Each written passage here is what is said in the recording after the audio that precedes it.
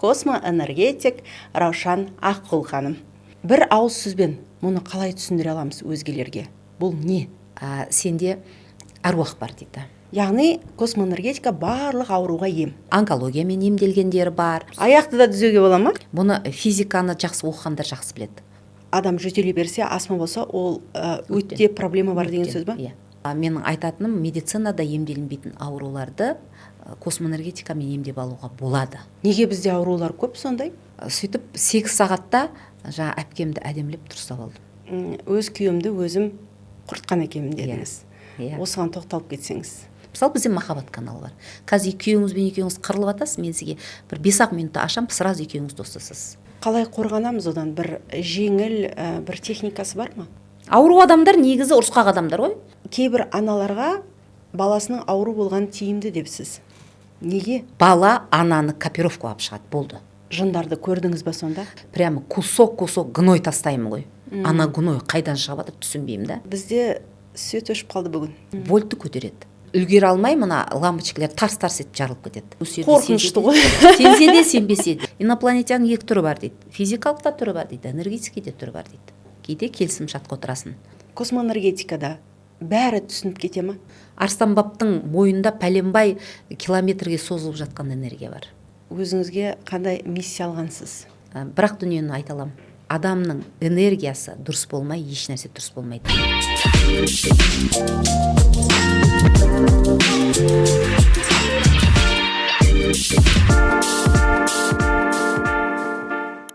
Сәлем достар, қоғамдағы өзекті проблемаларды ашық талқылайтын әңгіме бар подкастына қош келдіңіздер. Бүгін біздің эфиріміз энергияға толы болмақ, өйткені қонағымыз космоэнергетик Раушан Аққұл ханым. Раушан ханым, қош келдіңіз. Саламатсыз. Раушан ханым бізге сонау Түркістаннан келді, киелі мекеннен келді. Қош келдіңіз деймін. Мен сізді 2 аптадан бері зерттедім. Сондай айтқан әңгімелеріңіз көңіліме қонымды болды. Өзім космоэнергетик болғым келіп кетті ғой. Жақсы таныдым, жан-жақты қарадым. Бірақ менің әлі оқырмандарым сізді білмейді, сондықтан өзіңізді таныстыра кетсеңіз. Мен Түркістан қаласының негізі тумасы болам. Қазіргі таңда енді әр қалаларда жүрміз осы космоэнергетика жөнінен. 30 жыл теміржол саласында өзім жұмыс істедім да. Сол титаймнан ауырып жүріп, денсаулықты дұрыстап жүріп, осы космоэнергетикаға келіп тірелдім. Осы жерден ғана мен өзімнің жаңағы бүкіл сұрақтың жауабын тауып шықтым да. Содан кейін осы космоэнергетика маған қызық болды. Адамдарды 10 жыл емдеп, содан көп деген нәрсені түсініп, түйіп, халыққа ендігі жерде беріп жатқан жайым бар. Негізі мен айтар едім, адамның ең бірінші адамның энергиясы дұрыс болмай, ол адамды қалыпқа келтіру ол мүмкін дүние емес екен. Осыны түсіндім. Бұл бірінші менің өмірде ұққаным. Екінші, әрине сонша жыл ауру, сонша жыл алысу, бұның барлығы осы саланы енді бір зерттеуге Алланың бір мені апарып тіреген шығар. Бірақ та кез келген қиындықтың артында бір үлкен потенциал тұрады деп, психологтар жайдан жай айтпайды екен. Сонша жылғы 46-ға дейін ауру, алысу, соның бәрінің жаңағы немене дейді? Қандай аурумен алыстыңыз? Астмада болдық, жаңағы көкірекке түйін де түсіп жатты. Енді бір тымау тисе, мысалы қыста, күзде, ноябрьде бір тымау тисе, жаз, шілдеде бірақ жазыласың ғой. Соға дейін мен жүресің. Жаңа алынбайтын антибиотик қалмайды, салынбайтын иммуны, дебулятор дейді, сол қалмайды. Осының барлығынан өттім, медицинаны бәрін ақтардым. Сонымен ең соңында дәрілерден менде аллергия болып, хуже болып кетті ауруым. Сонымен олар маған астма деді да, негізі гормон берді. Гормонға отырасың. Ең басы осыдан. Содан кейін тұрып, бұл не болды енді гормонға отырам дегеннен кейін, сол бір үйінің астында бір кісі болар еді, сол кісі целительствомен айналысар еді, шөптермен, голодовкамен. Сол кісі үйге келіп қалды да, сол айтты маған, давай саған голодовка жасайық деді. Сонымен не керек? Онымен голодовкасын 41 күн черезден клизма істеп, тек қана су ішіп 41 күн голодовка істедім. Брек бокс деген біреу бар екен ғой. Соның методын менен 41 күн жатам кәдімгі, сұлайып тамақ ішпеймін. Қалай болдыңыз оны? Содан жақсы болдым, жаман болдым деп айтпаймын, бірақ енді мына кісі соны істеген екен деп халық тұрып алып ол нәрсені істеуге рекомендация бермеймін. Мен енді соншалықты батыр болғанмын ба білмеймін, 41 күн гололедке амал қалмаған ғой сізде. Иә, сонымен оны істеп біттім. Содан кейін бауыр тазалау керек деді, одан тағы бір емші тауып алдым, сол шөптермен емдедім. Уринотерапия, ғана Малаховтың уринотерапия деген кітаптар болушы еді ғой, соны Москвадан алдыртып алып, соны оқып, соның ішіндегін істедім. Енді үй лаборатория болып жатады, соның бәрінен өтіп капитально керемет таптаза қылып алдым. Мен байқағаным осы астма болып адамдар ауырады ғой, мен уринотерапияға отырған кезімде прямо кусок гной тастаймын ғой. Ана гной қайдан шығып жатыр түсінбеймін да. Сонда түсінгенім, оның барлығы біздің өкпеде анау жатып бір күні, қазір енді өзім ойласам, тағы ары жүргенімде онкологияға айналады екен ғой өкпеден деймін да. Это же гной, анау кәдімгі көкпеңбек гнойлар тастаймын, не деген масқара. Содан 3 ай тастап, содан ол тоқтайды, содан ары қарай шөптер бар, басқа бар, сонымен дұрысталам, бірақ бәрібір ауыра берем. Больницаға көрінем, бәрі таптаза, бәрі орында, бірақ басымды көтере алмаймын, көзімді аша алмаймын, энергияның сонда жетіспеушілік екен. И содан маған ол врачтардың өзі айтады, қазақилыққа көрінесіз ба? Что-то сізден ешнәрсе тауып тұрған жоқпыз дейді. Одан мен қазақилыққа барып көрініп бастаймын молдаларға, олар маған айтады, сенде әруақ бар дейді. Әруақ ұстайсың, сосын кейін қояды дейді. Қалай ұстаймын? Осындай әулиеге барасың, битесің, намаз оқисың, мақұл, оның барлығын ұстадым. 5 жыл соның соңында жүрдім, бірақ мен жеңілдікті көрмедім. Намазды оқыдыңыз? Намазды да 5 жыл оқыдым. 5 жыл жаңағы әулие қаған жоқ, әмбие де қаған жоқ. Не қалмады, ана жалауды ұстап, төбесіндегі жалауыменен бір ағаш ұстап жүретіндер бар ғой, жаңа аруана, аға өле дейма немене, соның барлығынан өттім, бірақ мен көрмедім ол жерден бір жаным тынышып, ауырмай бір әдемі нәрсені болмадым. По-любому бәрібір ауыра бердім. Бір 3 жыл сол целительствоның арқасында 3 жыл тұмау тимей ғана өмір сүрдім, одан кейін қайтадан басталды. Содан кейін тұрдым да, мен енді оларды ұстаз деп жүресін қыса бастадым. Сендер маған айттыңдар ғой, мынаны істейсің, сол кезде сен ауырмайсың дедім. Жақсы боласың. Иә, жақсы боласың, әруақ ұстайсың, палшы боласың, емші боласың дедім. Мен палшы да болып кеттім сол кезде. Сіз сұрақ қоясыз, мен дуалға қараймын, дуалдан сурет түседі, и мен айтып беремін саған да, мысалы сізге да, мынандай деп та. И ол точно шығады, бірақ одан бетер қолжа ауырасың да. Үйдегілер қосылып ауырып жатыр. Сонда мен түсіндім, оказывается, контактіге жындармен контактқа түсіп кеткенмін ғой. Олар маған информация береді, мен оны әдемілеп сізге айтып беремін. Сіз мәз боласыз, тағы біреу келеді, анау келеді, ал есесіне олар менің туыстарымнан энергия сұрайды екен да, контактіге түсіп кеткенмін. Жындарды көрдіңіз ба сонда? Жындарды көрген емес, олар көрінбейді да. Ол просто маған информацияны береді, миыма салады, сол информация мен айтып берем, и олар менен энергия сорып алып кетеді. Мен оның контактқа түскенімді білмеймін. Содан кейін мен оларды қысамын, кәні маған. Яғни көріпкелдердің көбінде осындай ғой, иә? Көзі көріпкелдердің, мына мен деген жаңағы ясновидящийлердің бар, жылына 2 мәрте неге жатып шығады, жындыханаға жатып шығады. Ол шындық негізінде. Көріпкелдердің көбісі осындай. Жындарға контактқа түседі. Поэтому олардың балдары ішеді, ажырасады, немерелер ДЦП, жаңа көп деген осындай өздері онкология деген сияқты өте көп. И олар ойлайды, жаңағы менің өзімнің адамдарыма менің емім түспейді деп ойлайды да. А самом деле түспейді, ол өйткені энергияны саған бергеннен кейін ол информацияны сенен сорады. Вот осыны қазақ аудиториясы негізінде онша жақсы білмейді. Кететсе жаңағы сол жаққа қарай ұнатады біздің қазақ аудиториясы. Почему-то жаңағы көріпкелдерге, балгерлерге, тәуіптерге қарай жүгіреді.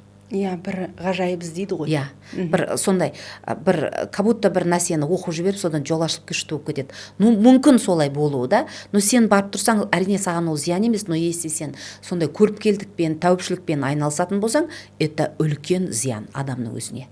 Но если мен өзімнің бала-шағамды, өз әулетімді ұстай алмасам, маған не керегі бар? Менен келген адамның жазылып кеткенінің. Мысалы, Джунаның өзін айтайық, иә, Джуна деген бар ғой, Москвада қайтыс болып кетті ғой, мысалы 60-тың үстінде, иә, қандай керемет әйел. Мысалы бізде осы космоэнергетика саласын салған Петровтың өзі айтады, жуна дейді, 100 жылда бір рет туылатын великолепная дейді женщина дейді да, орысшада, но она работала с контактом дейді, контактпен жұмыс жасады дейді. Поэтому яғни жындармен жұмыс істеді ғой. Иә, ну получается, былай істеді, болып жатыр ма, болып жатыр. Қанша мыңдаған адамға көмек көрсетті ол кісі да, қанша мыңдаған адамды алып шықты, психологияны ол мықты білді да. Ну ол ойлады, менің өзімнің бұл жаңағы Құдайдан келген қасиетім деп ойлады да. Сөйтіп қалай істейді, солай болып жатты да, адамдар емделіп жатты. Ал негізінде Петров айтады, контактқа түскендіктен дейді, ол кісі өзінің өмірін де дұрыстай алмады, и баланың да өмірін дұрыстай алмады дейді.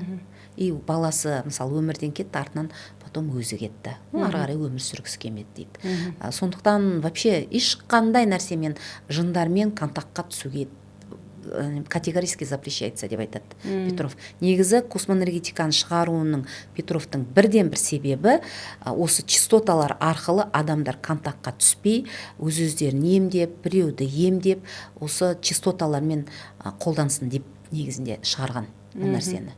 Бірақ оны мына орыс аудиториясында өте жақсы бұл игерген. Кез келген врачтардың бәрі игерген ояқта.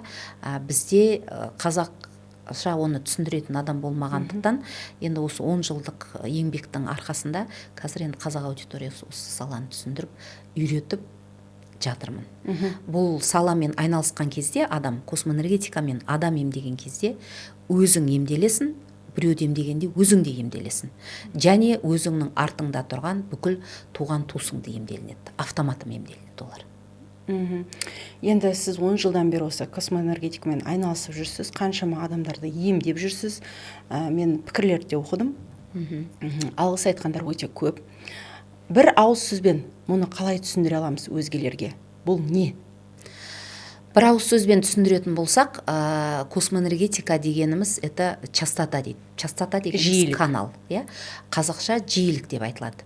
Енді біз қазақ аудиториясы былай айтылады. Бұл көзге көрінбеген дүние ғылымда зерттеліп жаңағы орын алмаған, сен не айтып тұрсың дейді ғой енді маған. Мен айтам да, қазір сотовыймен сөйлесіп отырмыз, мен Түркістанда, сіз Алматыдасыз, ортада сым жоқ. Көзге көрінбейтін жаңағы толқынмен сөйлесіп отырмыз. Ол ғылымда доказать етіледі, ол нәрсе жасалынады. Дұрыс па? Оған сенеміз. Халық сенеді. Сөйлесіп тұрмыз ғой.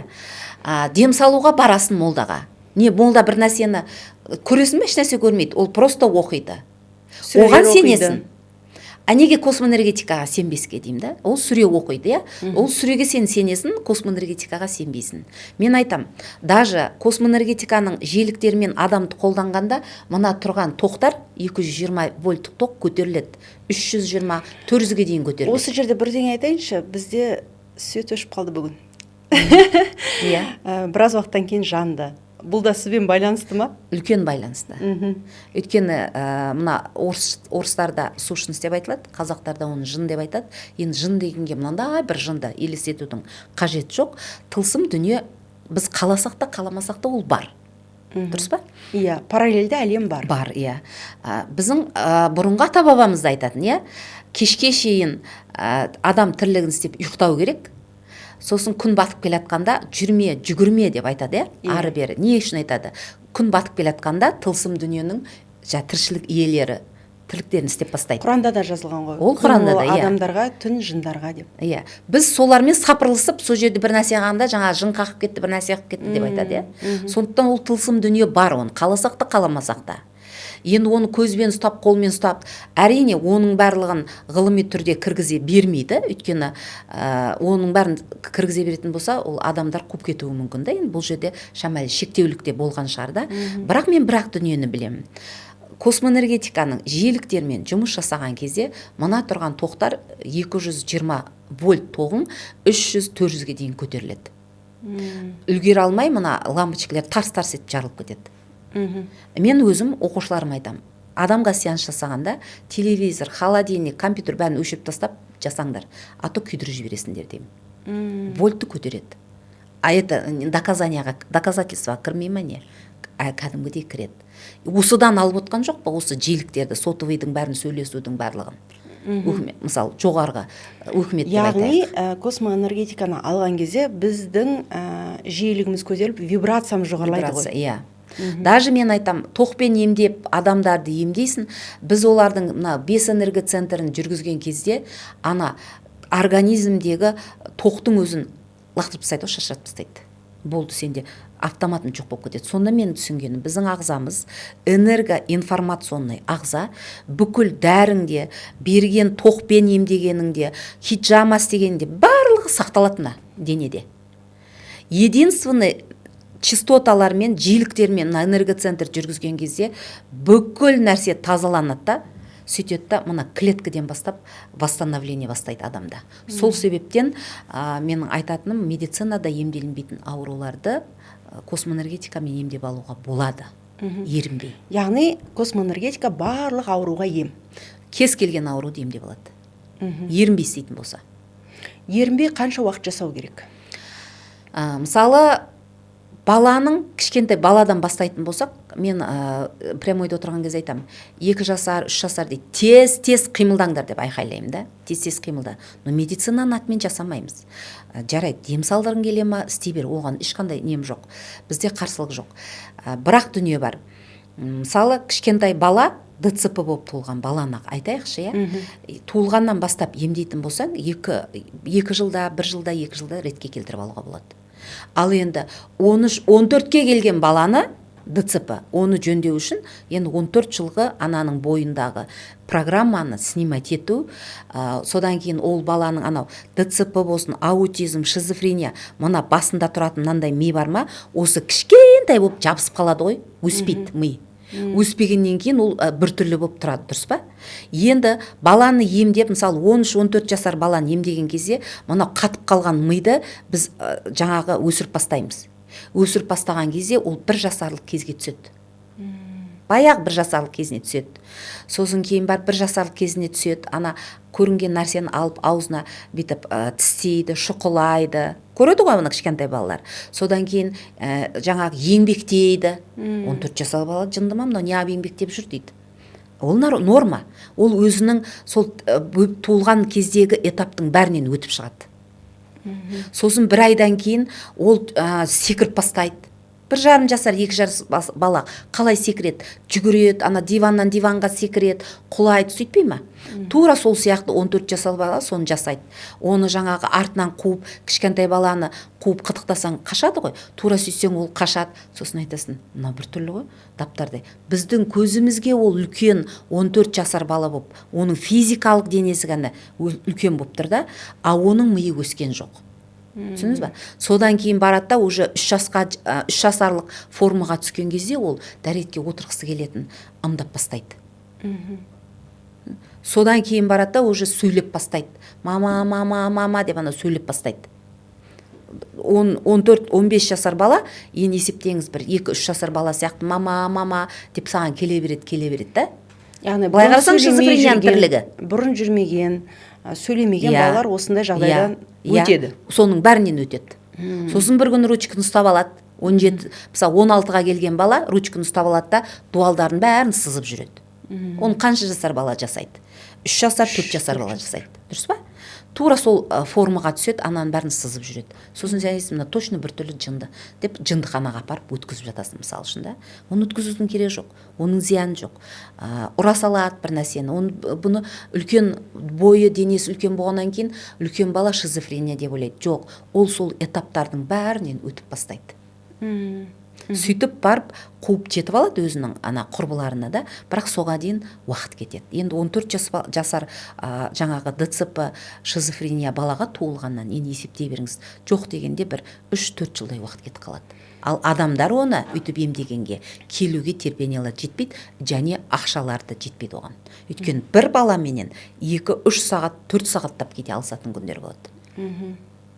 Оны соған қарап отырсың ғой деймін, мамашалар. Сондай балалар? Емдедім. Мен Дауннан емдегенім бар, осы Чимкенттен. Жақсы қазіргі таңда. Но мен айттым, шамал дефект қалады.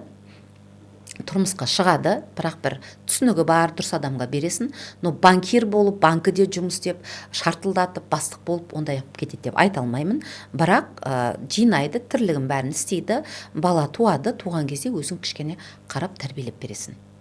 Атак ақылы бар, айтқанды тыңдайды, өзінің сөзі бар. Сізге келгенде қандай күйде келді ол қыз? Маған келгенде дауына болатын, сосын кейін жөндеп сөйлей алмайтын, сосын кейін ұра салады, ана бас жақсы жұмыс істемейді. Оны жаңағы өзі ДЦП еще ДЦП болып та тоже туылған ба ол қызды. Сонымен аяқ қолдың бәрін дұрыстап алған. Дұрыстап алады да 9-10 жасқа келгенде маған алып келеді. Жүргіздіртіп бәрін істетіп алғанда, ми өспеген. Мына ми. Содан кейін біз оны емдедім, 3 ай ма 6 айда емдедім. Содан кейін мен өзім айтып тұрам, 10 күнде бір әкелесін деп та, айына 2 мәрте алып келесін, солай созылады. Сөйтіп жүріп, қызды ретке келтіріп алдық, өзі жалғыз қыз екен біреудің. Содан кейін сабағына барып, сабағын оқып, кәдімгі мектепке барып, тірлігін істеп кетті. Қазіргі таңда бір 10 класс ба оқып қалды. Бір анда-санда праздниктерде жазып тұрады. Мен енді ол кезде бүйтіп желіге шығамын, халыққа үйретем деп ойламаппын, шынымды айтсам. Көптеген отзывтарды алып та қалмаппын негізі. Сол соңғы жаңағы осы желіге шығамын деген кездегі отзывтарым енді ол актуальныйда сақталып тұр. Жалпы енді ұзақ уақыт емделетін болғаннан кейін аналар өзі үйренсін деген екенсіз. Үйренем дегендер бар ма? Жалпы соған құлшынысы барлар? Қазір мынандай болды да, мен желіге алғашқы шығып бұны айтқан кезімде адамдар сенген жоқ та. Кімге айтсаң да бәрі бетің әрі жындыма не айтып тұр деп кетеді да. Бұны физиканы жақсы оқығандар жақсы біледі. Толқын ғой енді былайша айтқанда, желік дегеніміз, радио толқын деп өтіп жатамыз. Осы неге кеше жаңағы декабрьде біз бастадық. Жаңа осы инстаграм арқылы сонда көптеген адамдарым келді. Қазіргі таңда уже қыздары, балдары бәрі дұрыс, осы этаптардан өтіп жатыр. Ертең құда қаласа біз мынау жаңағы декабрьде не болады? Үлкен 1 жылдық отчетный сабақ болады, сол жерде отзывтармен бөліседі. Сол онкологиямен емделгендері бар, 1 жылдың ішіндегі нәтижелеріменен, баяғыда сөйлемейтін біртүрлі қыздар қазір сөйлеп, тапырлап жүргендері бар. Осылардың бәрінің отзывтарымен біз құда қаласа бөлісеміз адамдарға. Бұл жерде таза еңбек қой. Ондай дүние жоқ. Біреуге апарасын, Самарқандқа 3 миллион төлеп басына укол салдырып жатыр дейді, одан ол жазылмайды. Ол өтірік да, былайша айтқанда. Жаңағы қалай қылып оны аяқ қолын түзулеп жүргіздіртесін, бірақ оның миы дұрыс болмаса, это тоже бесполезно. Ол өскен сайын қиын болады. Мысалы, шизофрения, эпилепсия, ДЦП балдар. Өйткені ми дұрыс емес қой. Ми дұрыс болмағаннан кейін ол пышақта лақтыра салуы мүмкін, жаңағы пұтына үлкен дәретті жіберіп жүреді. Бұның бәрі өсе келе өте қиын болады. Сондықтан мен қазақ аудиториясындағы аналарға, осындай балдары, жаңағы мүмкіндігі шектеулі балдары бар аналарға айтқым келеді, бұл методты оқып, ақыр сол балаға қарап отырсын үйде. Ерінбей осы нәрсені істеңдер деп айтқым келеді адамдарға. Істеп, балдарыңды емдеп, ең болмаса тамағын өзі ішіп, үлкен дәретіне барып келіп, өзіне өзі қызмет көрсетіп, өз-өзін хотя бы қызмет көретіндей жасап алсаң, бұның өзі үлкен плюс. Раушан ханым, неге дәл қазіргі уақытта осы аутист, ДЦП балалар көбейіп кетті? Негізі мен айтар едім, осы жақында ғана бір неден тиктоктан ба көріп қалдым, бір доктордың бас ауыратын, бел ауыратын қыздарға үйленбеңдер деп жігіттерге айтып жатыр, қашыңдар деп та. Оны көп адамдар әртүрлі сөз айтып жатыр. Негізі мен айтамын, негізі ол кісі, жаңа доктор кісі дұрыс айтып тұр. Мына бас ауыра беретін қыздар бастарын жақсылап емдеп, тазалатып, сосын барып дұрыстап тұрмысқа шығу керек. Келген осы мүмкіндігі шектеулі балаларды туған аналардың 100% гарантия беремін. Кез келгеннен осыны босанатын кезде токсикоз болдың ба деп сұрақ қойатын болсаң, иә деп айтады. Басың тоқтамай ауыратын бет десең, иә деп айтады. Керек болатын болса, космоэнергетикамен іштегі бала дауына, басында кистасы бар, іштегі бала дұрыс емес, дұрыс бітіп атқан жоқ, алып тастау керек деген аналардың өзін детально космоэнергетикамен 1,5 ай емдеп әдемілеп алсаң, ішіндегі баланы сап-сау қылып туады. Сонда менің түсінгенім, бала ананы копировка алып шығады, болды. Ол өтірік, ана дүниеде бұрынғы өмір сүргенде жаңағы кармаға кіріп кеткен, содан кейін ол ауру болып туылыпты, ол өтірік әңгіме. Ана қай жері ауырады, бала тура сол жерінде баланың жаңағы дефектімен туылады бала. Почкасы ауыра беретін бала туады, содан кейін баласының почкасында су болады, операция істеу керек деп жатады. Гидронефроз мысалы үшін. Ондай талай балаларды емдедім. Мен айтамын, сен почкаң тоқтамай. Тек қана аналарды емдеу керек пе, әлде ұл балаларды әкелерін де емдеу керек па? Основной анаға байланысты. Анадан шығады ғой, әкеден шықпайды ол. Сондықтан даже космоэнергетикамен әкесінің аяқ қисық, енді бала генетика бар ғой, баланың аяқ қисығы толады, сол аяқты космоэнергетикамен түп-түз оқып қоюға болады ғой, ал керек деген. Аяқты да түзеуге бола ма? Конечно.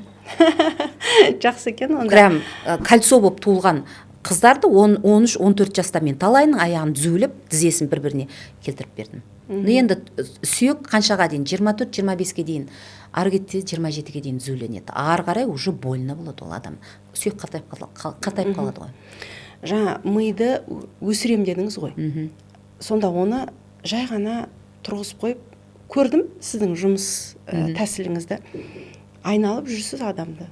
Мына жағынан бір шықтыңыз, мына жағынан бір шықтыңыз, иә. Сонда сөйтіп жүріп реттеп қоюға бола ма оны? Ол жерде әр аурудың өзінің каналдары бар. Әр ауруға өзі арналған каналдар бар.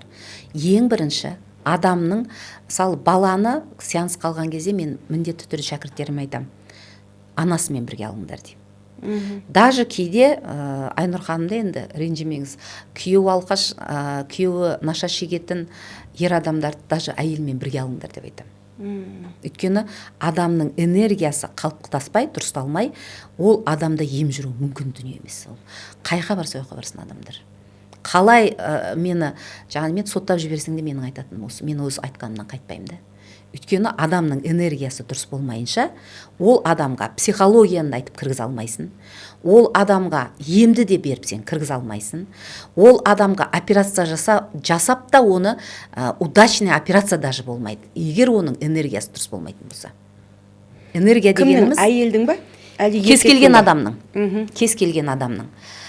Балаларды емдеу үшін анасымен бірге бізде адамда 7 жаңағы энергетикалық қуат көзі бар. Мұны елдің бәрі біледі, иә. Сол 7 энергетикалық қуат көзін қалыпқа келтіру керек, ең бірінші.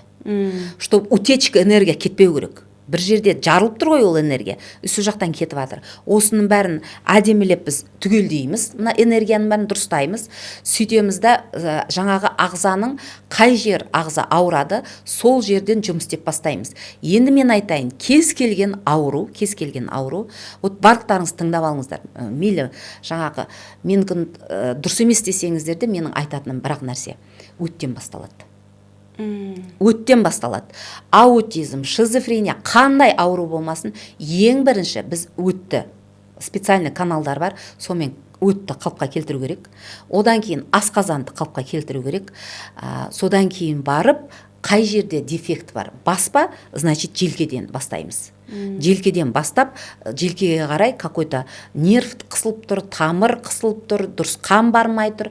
Сол желкеден бастап, желкені емдейміз да, содан кейін мына бастағы ісініп тұрған тамырлардың барлығын, ісіктерін тартып аламыз. Сол кезде кислород жүреді, майда тамырлар жүреді, сөйтеді ана бейшара анау мозгқа, миға бара алмай жатқан жаңағы жидкостердің бәрі өз орындарымен барып, ана ми ашылып бастайды, көтеріліп бастайды. Ондай дүние жоқ, басына қол қоясың да, ана миын өсіріп жібересің. Ондай дүние жоқ. Оның бәрі детальный жұмыс істелінеді. Кәдімгі клеточный уровеньде детальный жұмыс істелінеді. Яғни өттен бастап асқазан, ішек қарын, өт пен асқазан бірінші орында. Содан кейін бар баспа, значит, желкемен жұмыс істейміз, сосын бастағы ісініп тұрған тамырлардың бәрін тартып тастау керек. Сол кезде барып дұрысталып бастайды. Мен мысалы Түркістанда менде бір кімет аты Балжан деген қыз болды. Өзі состоятельный жердің қыз екен. Сол бір бала туады, и баланың ана ДЦП болып туылады.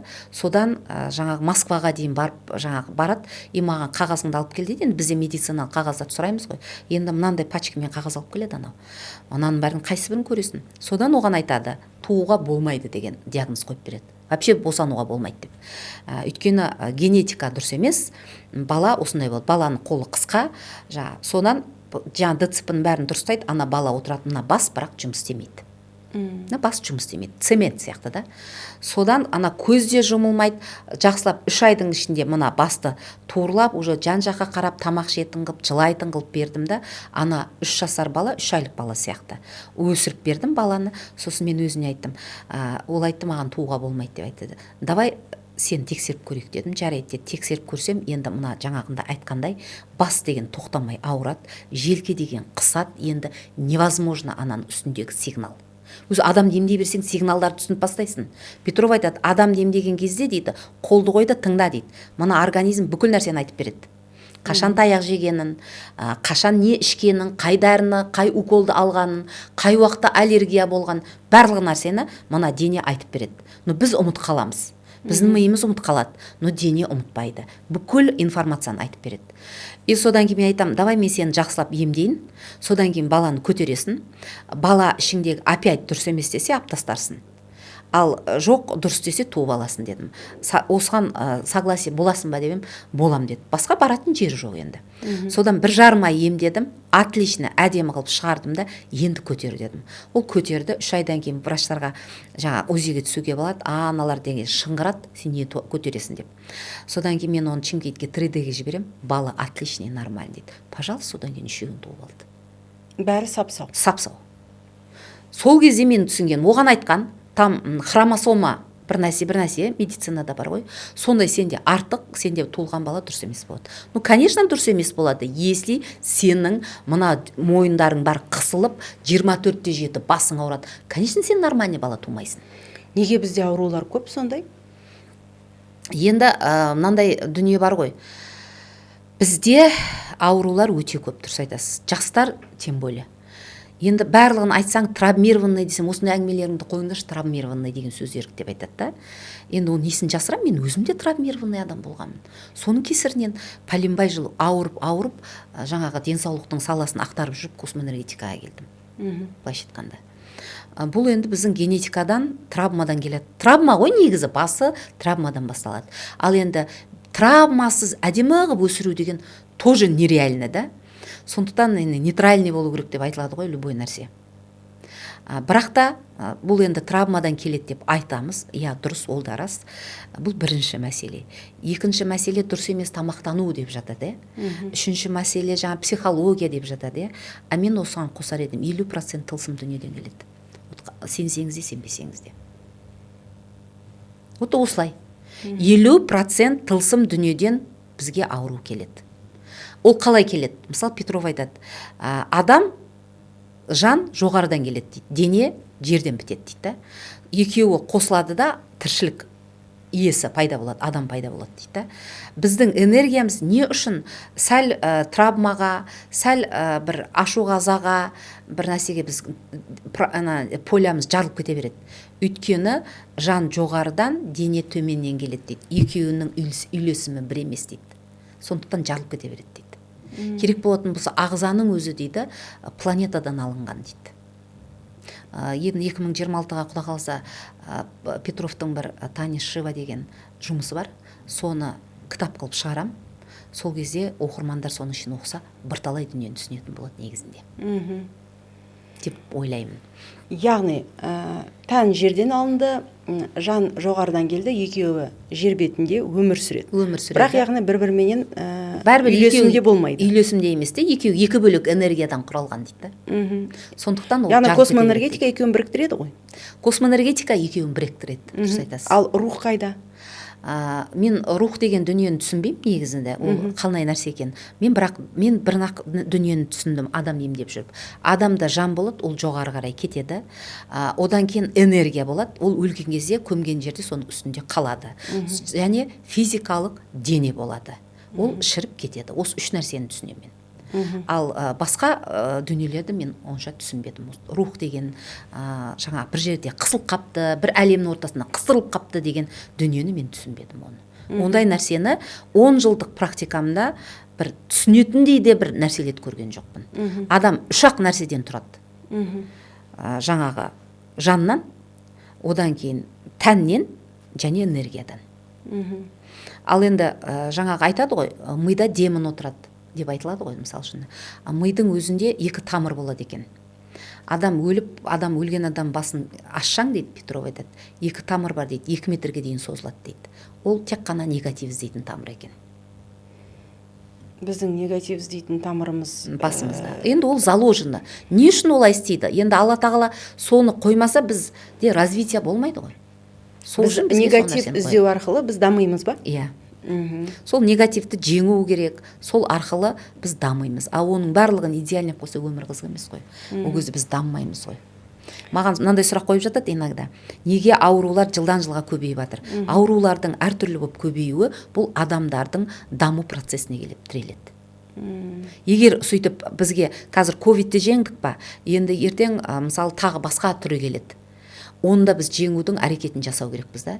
И одан да ковидтен де жоғарғы бактерияларды шығаруымен мысалы қазір Американың, Қытайың мысалы заниматься етіп жатыр да, тағы да шығаруға да. Ол да болса адамның постоянно жаңағы развиваться етіп отыру үшін сондай нәрселер береді. Просто әшейін өмірге келіп, жаңа баланы туып, ішіп-жеп өмірден кету, ол бізге берілген миссия емес негізі.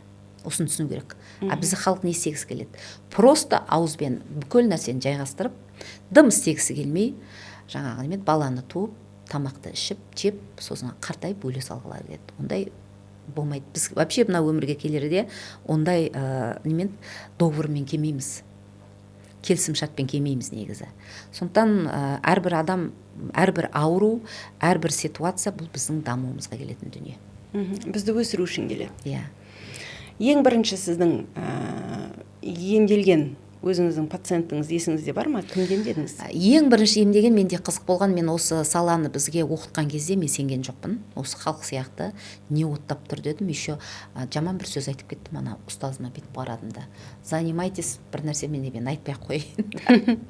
Сөйтіп шығып кетіп қалдым. Сонымен бүкіл адамдар сабақ оқып отыр ғой. Бір өзім кетіп қалдым. Сонымен жүрдім, ана Теміртауды аралап жүрмін, бір целитель апам бар еді, артымнан жүріп келіп, тыңдамайсың ба дейді. Мен айтамын, адам емдейтін сен ғой, өзің тыңдай бер. Маған керегі жоқ бұнан дедім. Сонда немен бардым? Мен дуамен бардым. Біздің қазақ аудиториясын сондай бір жақсы көреді дуа деген нәрсені. Жақындап кетсең дуа, ол дуасы оның өмірі кетпейді. 40-50 молдаға барса да кетпейді дуасы. Всю жизнь дуаны айтып жүре береді. Тура сол сияқты мен де сондай тұғым.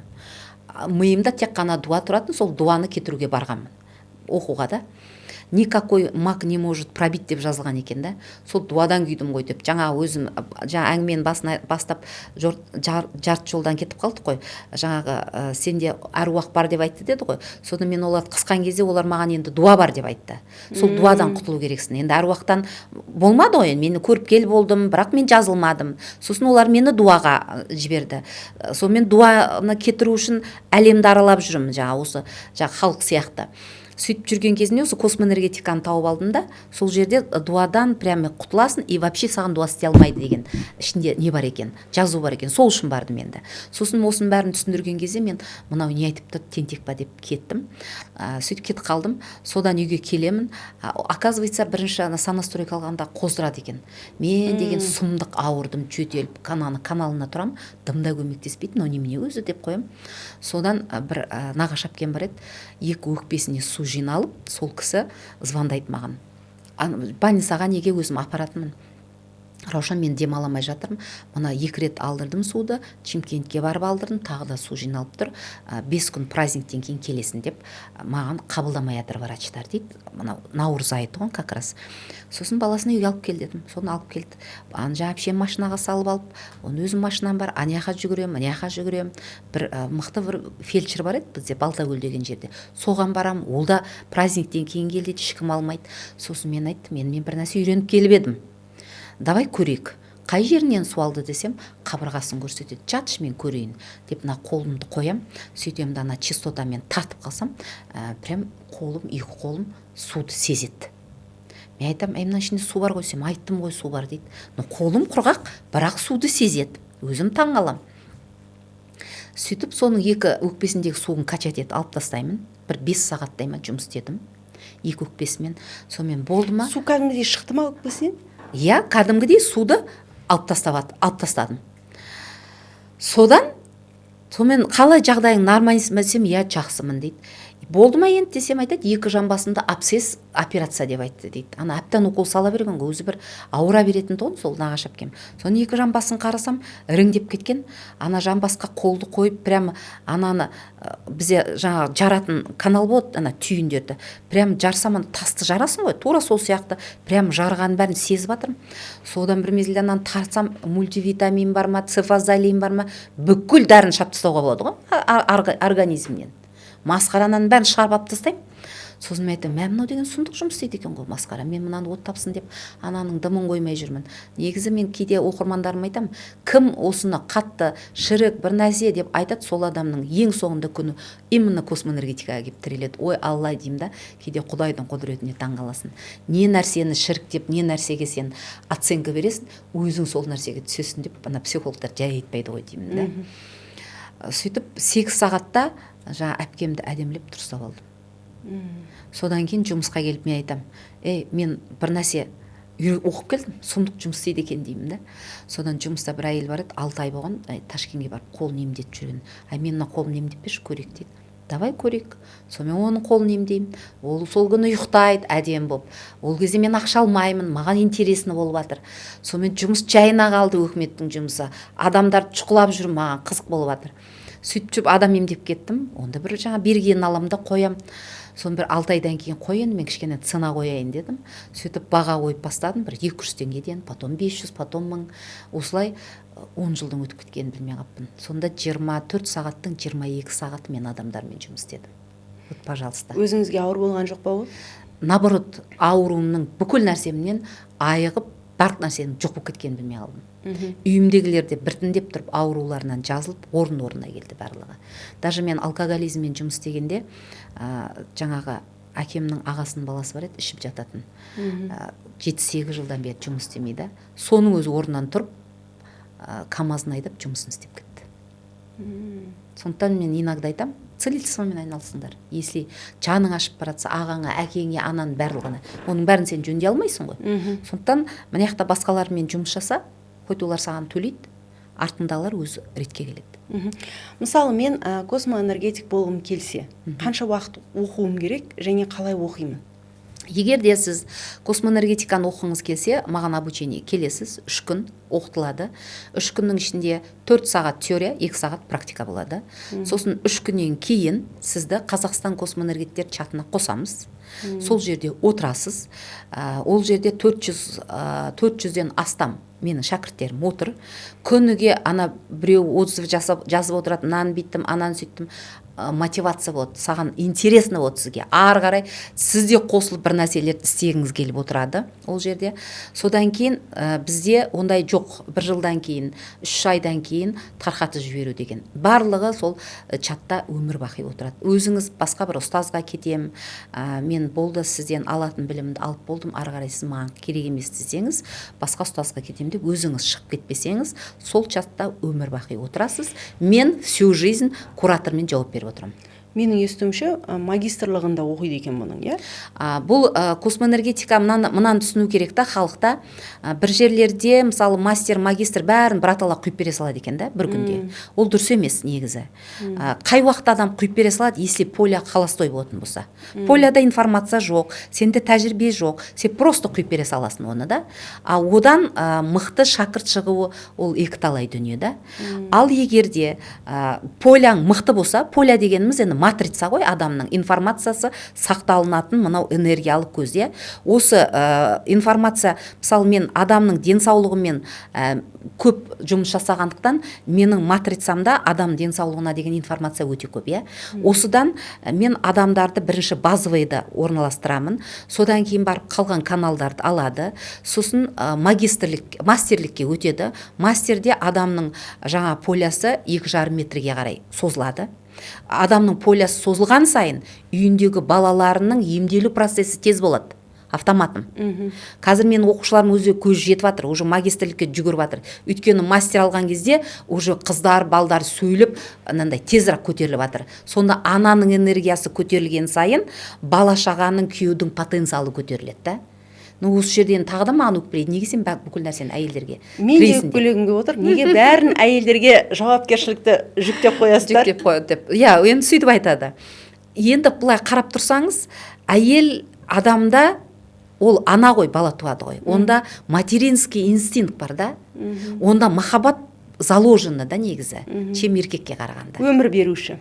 Иә, өмір беруші, баласына деген өзінің ішінен шыққан балаға беретін махаббаты, әйелде бәрібір энергетика, жаңағы ақыл көптеу ғой. Ақыл көптеу болады да, ал ер адамда ондай эгоистік оларды көптеу болады, өйткені ол бала тумайды. Онда аналық инстинкт жоқ да. Сондықтан әйелдің жаңағы энергетикасы үлкен болады да, именно әйелге байланысты болады. Енді қаласаңыз да, қаламасаңыз да сіздің үйіңізге барайын, егер сіз жайнап жүрсеңіз, ана үйіңізден шыққым келмейді. Дұрыс па? Ал егер сіз тырысып отырсаңыз, күйеуіңіз миллион жермен жайнап отырса да, ана үйде отыра алмайсың. Әйел үйдің гүлі екен деп, оны да сол жаққа апарып қазақ қойып қойды, иә. Сондықтан енді бұл жерде қанша патриархат деп бөледі, ана мынау дейді, бәрібір әйелдің энергетикасына келіп тіреледі енді, қаласақ та қаламасақ та. Өмірдің заңдылығы сондай енді. Сондықтан ал енді табиғат деген болады ғой, өзі табиғатынан сондай жайдар әйелдер болады, жайсыз әйелдер болады. Сонда әйелдің барлығы энергиясын көтерсе, жаңағыдай гүлдей болып жайнап кете ма? Энергия көтерілген кезде әрине жайнайды, неге жайнамасқа. Ал енді мен өзім жайнап жүрмін деп, сондай жаңағы восточный характермен келеді, но онкология. Ол не керек бар? Это маскамен ол өзін жайнап көрсетеді. А внутри у него жайнаған дүние жоқ іште. Ол әшейін сырт көзге солай көрінеді да. Мен ешкіммен ұрыспаймын, мен бәрін бүйтіп жатырмын, сөйтіп жатырмын. Керісінше сондай адамдар көбірек ауырады ғой, бәрін ішінде сақтайтындар. Иә. Ішке сақтауға да болмайды, сақтамау керек екен деп сыртқа лақтырсаң да жарыласын, ішке сақтасаң да жарыласын. Поляң бәрібір жарылады. Сондықтан оны қабылдамай нейтральный ұстау. Нейтральный ұстау оңай шаруа емес. Сол үшін де мен айтам, космоэнергетиканы оқыңдар. Кез келген жерден ашуланып жындандың ба, сразу каналға тұра қал, болды. Ана эмоцияң, ашуың бәрі кетеді да, поляң тап-таза болады да. Яғни сен өзіңде космоэнергетика жасай аласың ба сонда? Міндетті түрде. Адам өзі бірінші өз-өзін емдей алу керек. А соған бірінші ең алғашқы көмектесетін дүние осы космоэнергетика. Мысалы, бізде махаббат каналы бар. Қазір екеуіңіз қырылып атасыз, мен сізге бір 5-ақ минутта ашам, сразу екеуіңіз достасыз. Автоматом. Кет қалады эмоцияларыңыз. Енді ол жерде біреулер айтады, сіз қорықпайсыз ба, біреуді айналдырып алады. Ол жерде ондайға жұмыс жасамайды ол. Яғни вибрацияң көтеріліп, сен ашудың каналынан махаббат каналына қарай өтесің ғой. Болды, иә. Түсіндім. Ондай жоқ та, что біреудің күйеуіне ашасында, оны сен тартып аласың де алмайсың, оны істей алмайсың. Ол жердегі эмоцияны ғана алып тастайды. Осыны түсіну керек халық. Ал сен сол ашу каналында тұра берсең не болады? Ашу каналында тұра берсең, поляң бәрі жарылады. Мына поляның бәрі жарылады. Сөйтеді да оның ішіне жаңағы қар энергияң бәрі толады. Содан кейін шығарып алдым, рахаттандым дейсің, деп жүресің. Сосын кейін көп болса, ар жағынан бір 5-6 айдан кейін начинается заболевание. То грипповать етесің, то сенде жаңағы өтің тартылады, то құсқың келеді, то аппетитің болмайды. Осындай нәрсе кете берді. Ана бар ғой, мен бәрінің бетіне айтып тастаймын, мен ішімде ештеңе сақтамаймын. Яғни олардың да полисы жараланады. Жараланады, иә. Ол жаңағы, мен білем, біраз жұлдыздарды да білем, жаңа битем сөйтем дейді да, денсаулықтары жоқ, мысалы, бала тууға денсаулығы жоқ. Қақтан келді ол бала? Неге ол нормальный әйел бала тууға денсаулығы болу керек? Неге денсаулығы болмай тұр? Жаңағындай өзін нейтральный ұстағысы келмейді, айтып тастағысы келеді, бір нәрсе алғысы келеді. Вообще мен даже тяжелый туатын, толғақтары өте ауыр болып, родтары ауыр болатын әйелдердің барлығы эмоционально кәдімгі агрессивный әйелдер ғой. Нормальный, нейтральный, өзіңді әдемі ұстайтын адам баланы қиналмай туады.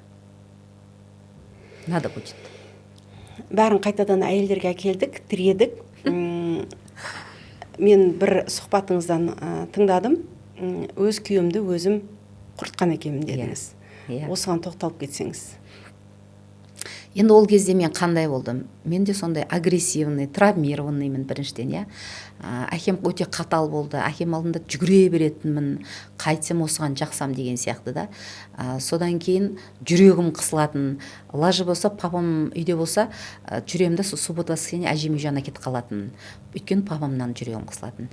И мен негізі күйеуімнен қатты жүрегім қысылды. Кейін оны осознанностьқа келген кезде түсіндім қалай құртқанымды. Қалай құртқансыз? Мен тұрмысқа мысалы жолдасымның қасында өзімді еркін рахаттанып адам сияқты жүре алмаймын да. Постоянно напряжение. Қорқасыз ба? Қорқып, бір қатты қорқам деп айта алмаймын, бірақ дискомфорт дейді ғой. Өзімді еркін, свободно рахаттанып жүре алмаймын. Мен даже кейін күйеуім кеткеннен кейін балам болды, иә. Баламмен даже бір үйдің ішінде еркін тұра алмадым мен. Мысалы, ер адамдар үйдегі жүрген інілерім біреу белдікті, мен белдігім көрдің ба десе, мен орнына атып тұрып белдік істеп кетемін да. Менен сұрап атқан жоқ қой. Менен кішкентай племянниктердің белдігін сұраса, мен солардың белдігін істеп кетіп қаламын да. Автоматты түрде. Жүгіре бересің. Папаңыз сізді ұрды ма, соқты ма? Жоқ, папам ұрған да емес, соққан да емес, қол көтерген емес, бірақ әкем өте таза кісі болды. Өте тазалықты, требовательный талапшыл кісі болды. Иә, талапшыл. Пунктуальный сондай кісі болды. Мамам сәл бостау болды. Сол мамамды папам қысады ғой. Сосын кейін соны қыспасын деп. Анаңызды қорғағыңыз келген. Иә, сонымен екеу айқай болмасын деп, мен жүгіре беретінмін да. Жаңа белдігімнен десе, как положено әкеп қойып, бүкіл нәрсені орнына қойып, лишь бы үйде айқай болмаса екен деп жүгіре беретінмін да. Сөйтіп мамама айқайламасын деп, мамам айқайламасын, біз екеу ұрыспасын деп та. Солай істер едім. Кейін мен даже әкем айтты, неғып алдың, қазақ әйелді неге алдыңыз, орыс әйел алмадыңыз ба? Бір екеуін туады, олар Россияға, жан-жаққа кетеді, сосын тыныш отыратын едің деп. Кейін қартайған кезде әкеме өзім айттым сөйтіп. Сол кезде папам, білмеймін ғой, неғып алғанымды деп деді да қалды да. Өйткені ол кісі шумды ұнатпайды, шулағанды ұнатпайтын, шыбынға дейін жоқ болып кететін папам кіріп жатқан кезде. Сондай воспитаниеде өстім да, кейін маған ер адамдармен өмір сүру өте қиын.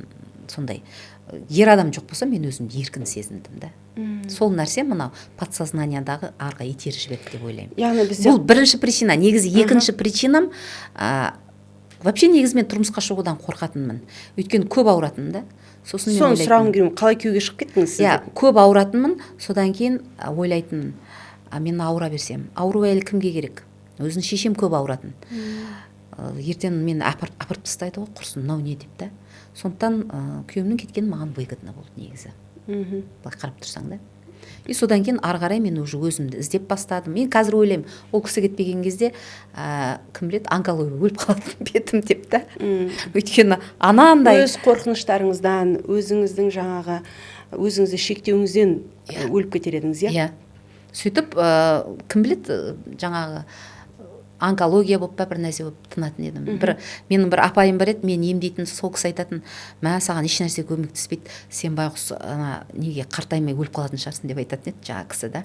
Сосын кейін бүйтіп бетіне қараймын да, білмеймін деп. Сосын сонда мен ойлайтынмын, неужели бір нәрсе жоқ, бір рахаттанып, іш жерің ауырмай, бір күліп ойнап, бүйтіп өмір сүретін адам өмір сүруге болмай ма деп ойлаймын да. Сонда менің айналамда әке-шешем, әпшелерім, әпкелерім бар ғой, нағашы әпкелерім. Солардан сұраймын да, соны сұрасаң бәрінің айтатын бірақ жауап. Өмір сондай қиындыққа толы деп айтады. Сосын бізде қазақта сөздер бар ғой, жаңа еркекке сенбе. Ой, ол установкалерді қоя беріңіз. Иә, әртүрлісін жібереді ғой, енді бәріне сіңіреді. Еркектің бәрі жүргіш, еркектің бәрі ішеді. Ақшасы бар еркек жүреді. Иә, осындай түрлі ойларды қыздарға саламыз. Сондай-ақ әкесімен қорқыту да бар қазақ қоғамында. Ол міндетті түрде ғой, әкең келе жатыр деп айтады. Ол байғұс ұрыспаса да ұрсады деп, солай қылып үйретеді баланы, қызды да, ұлтты. Сосын бір нәрсе айтайын десең, жауап қайтарма деп айқайлайды. Ол жауап қайтару емес қой. Ойыңды бір айтайын десең, оны жауап қайтару деп түсінеді да. Әкеге қарап, шешеге қарап жауап қайтарған қыз оңбайды, иә? Әке тұрып бала сөйлегеннен без деген мақалдарды шығарып алған адамдар да. Сен өзіңнің ойыңды айтпайтын болсаң, адам ауру болады, ол жерде жауап қайтару, мен ұрсайын деп тұрған жоқсың ғой. Сен ойыңды айтайын деп тұрсың. Солында айтқыздырмады ғой бізге. Айтайын десең, жауап қайтарма деп айтады. Сонымен әкемізге ойымызды айтамады. Осыны ойыңды айта алмағаннан кейін қалай сен күйеуіңе кәдімгі отырып, бетпе-бет отырып әңгіме айта аласың? Иә, бұл да бар. Көбінде қазақ әйелдері ішкі күйлерін ешкімге айта алмайды. Бәрін сақтап, іште сақтайды, сосын ауруға ұшырайды. Енді Бұл жерде космоэнергетика қалай көмектеседі?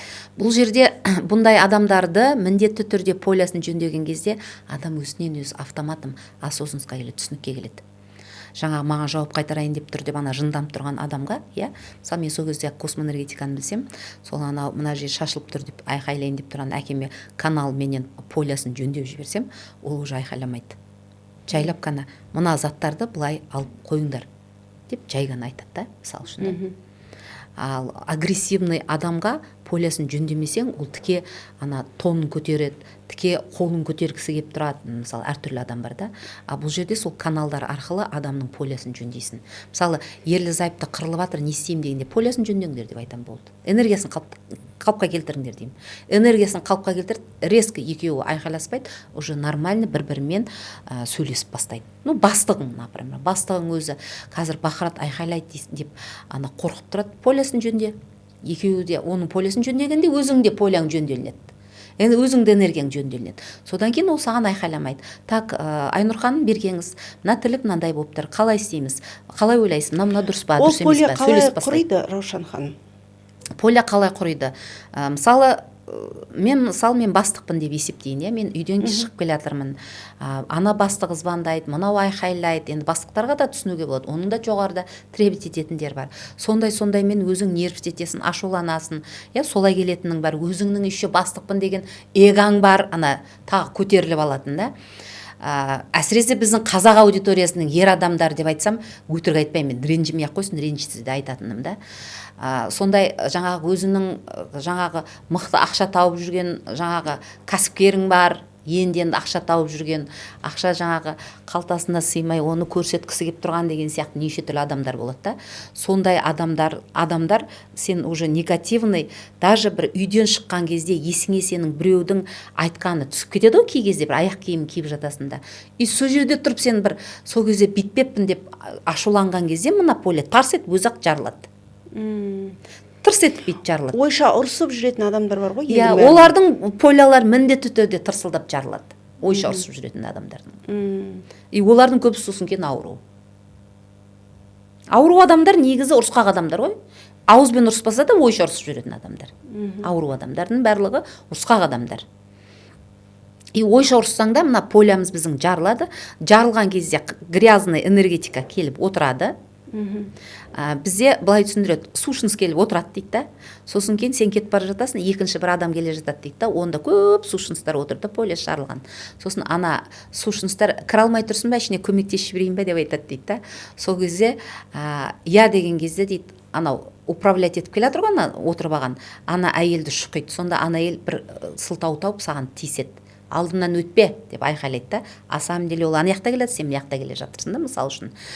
Сол кезде анаған жындансаң, анау одан бетер жарылған кезде топырлап ішке қарай кіріп алады дейді, мысалы үшін. Сушыныста, енді бізде сушыныс деп айтылады да, негізі. Психологияда қара энергетика деп айтылады. Раушан ханым, қалай қорғанамыз одан? Бір жеңіл бір техникасы бар ма? Жеңіл техникасы адамдарға мен мысалы үшін енді бұл жерде көп дүние космоэнергетиканы оқыған адамдарға мықты жұмыс жасайды. Соны оқыған кезде кәдімгі мен бүкіл нелерімде айтып жатам ғой, даже қол күйіп қалса 15 минутта кетіріп тастайды. Мен айтам, праннан кетіре ма деймін? Жоқ дейді. Анаған мұқты молдаң бар дейді. Ана молдаң 10 минутта кетіріп тастай ала ма? Мынаны десең жоқ дейді. Көп жерден сұраймын ғой мен да, жоқ деп айтады да. Сондықтан уникальный продукция болғандықтан бұл жерде енді бұны жаңа ғылыми түрде дәлелденбеген, это экзотерик, андай мындай деп атқан нәрселер бар да. Но мен дәлелдеп беремін, то что тоқтың көтерілетін бір. Частотаны ашасың, мынау резко көтеріліп бастайды энергия. Светтің жаңағы вольтың 220 вольтың 300-400-ге дейін.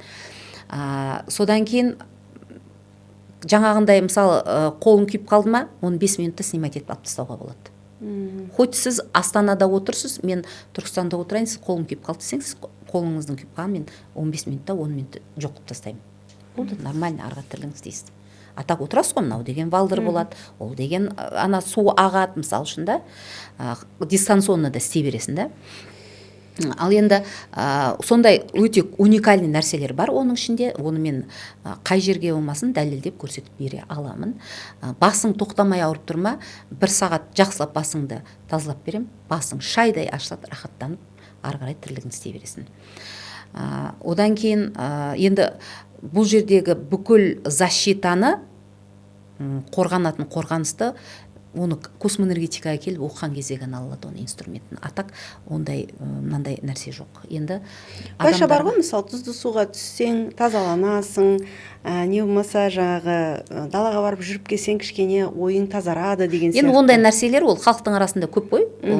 Мен ана бір рилсінде де бергем.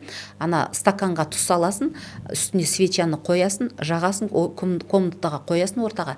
Сөйтесің де бүкіл энергияның, үйдің ішіндегі жаман энергияны прямо ана тұзға қарай жібересің, ойша. И ана тұз тартып алады. Сөйтіп әр бөлмені істейсің да, сосын барлығын алып, қағазға салып, орап, жақсылап байлап, ана даладағы туалеттің астына жіберу керек, что сыртқа шықпау керек. Вот, пожалуйста, техника керек болса үйдің. Но енді өзіңді защитаға қою үшін не істейсіңіз? Білмеймін, енді бір купала, бір нәрсе деп жатады енді басқа егілер да. Но именно космоэнергетиканың әрбір инструментін без сонастройка жасауға болмайды. Негізінде. Сосын кейін мен айтқым келетіні, мен не үшін бірінші базовыйды берем, сосын мастер-магистрге өтеді. Өйткені менің полямда информация көп. Егерде мен бірден алып адамды жаңағы базовыйды да мастер-магистр құйып тастайтын болсам, ол адам орнынан тұра алмай қалады. Өйткені оның ішіне бірінші мастер болады, бірінші базовыйды полностью алып бітеді. Бірінші база. Сосын зарастризм деген бар. Ол жерде 11 канал бар. Ол жерде де идеальный адамдарды емдейтін нәрселер бар. Шизофрения, бесплодие, жаңағы туылмаған әйелдер деген солардың бәрін істейтін дүние бар оның ішінде. Екінші. Үшінші, содан кейін мастер алады. Одан кейін барып магистр алады. Сосын кейін худты алады. Одан кейін тонкий худты алады да, содан кейін барып 12 матрицаға өтеді. Матрица, 12 матрица деген дүние, ол матрицаны беру үшін ұстаз мықты болу керек, информациясы мощный болу керек. Информация мощный болмаса, ол әшейін просто пустышка болып қалады.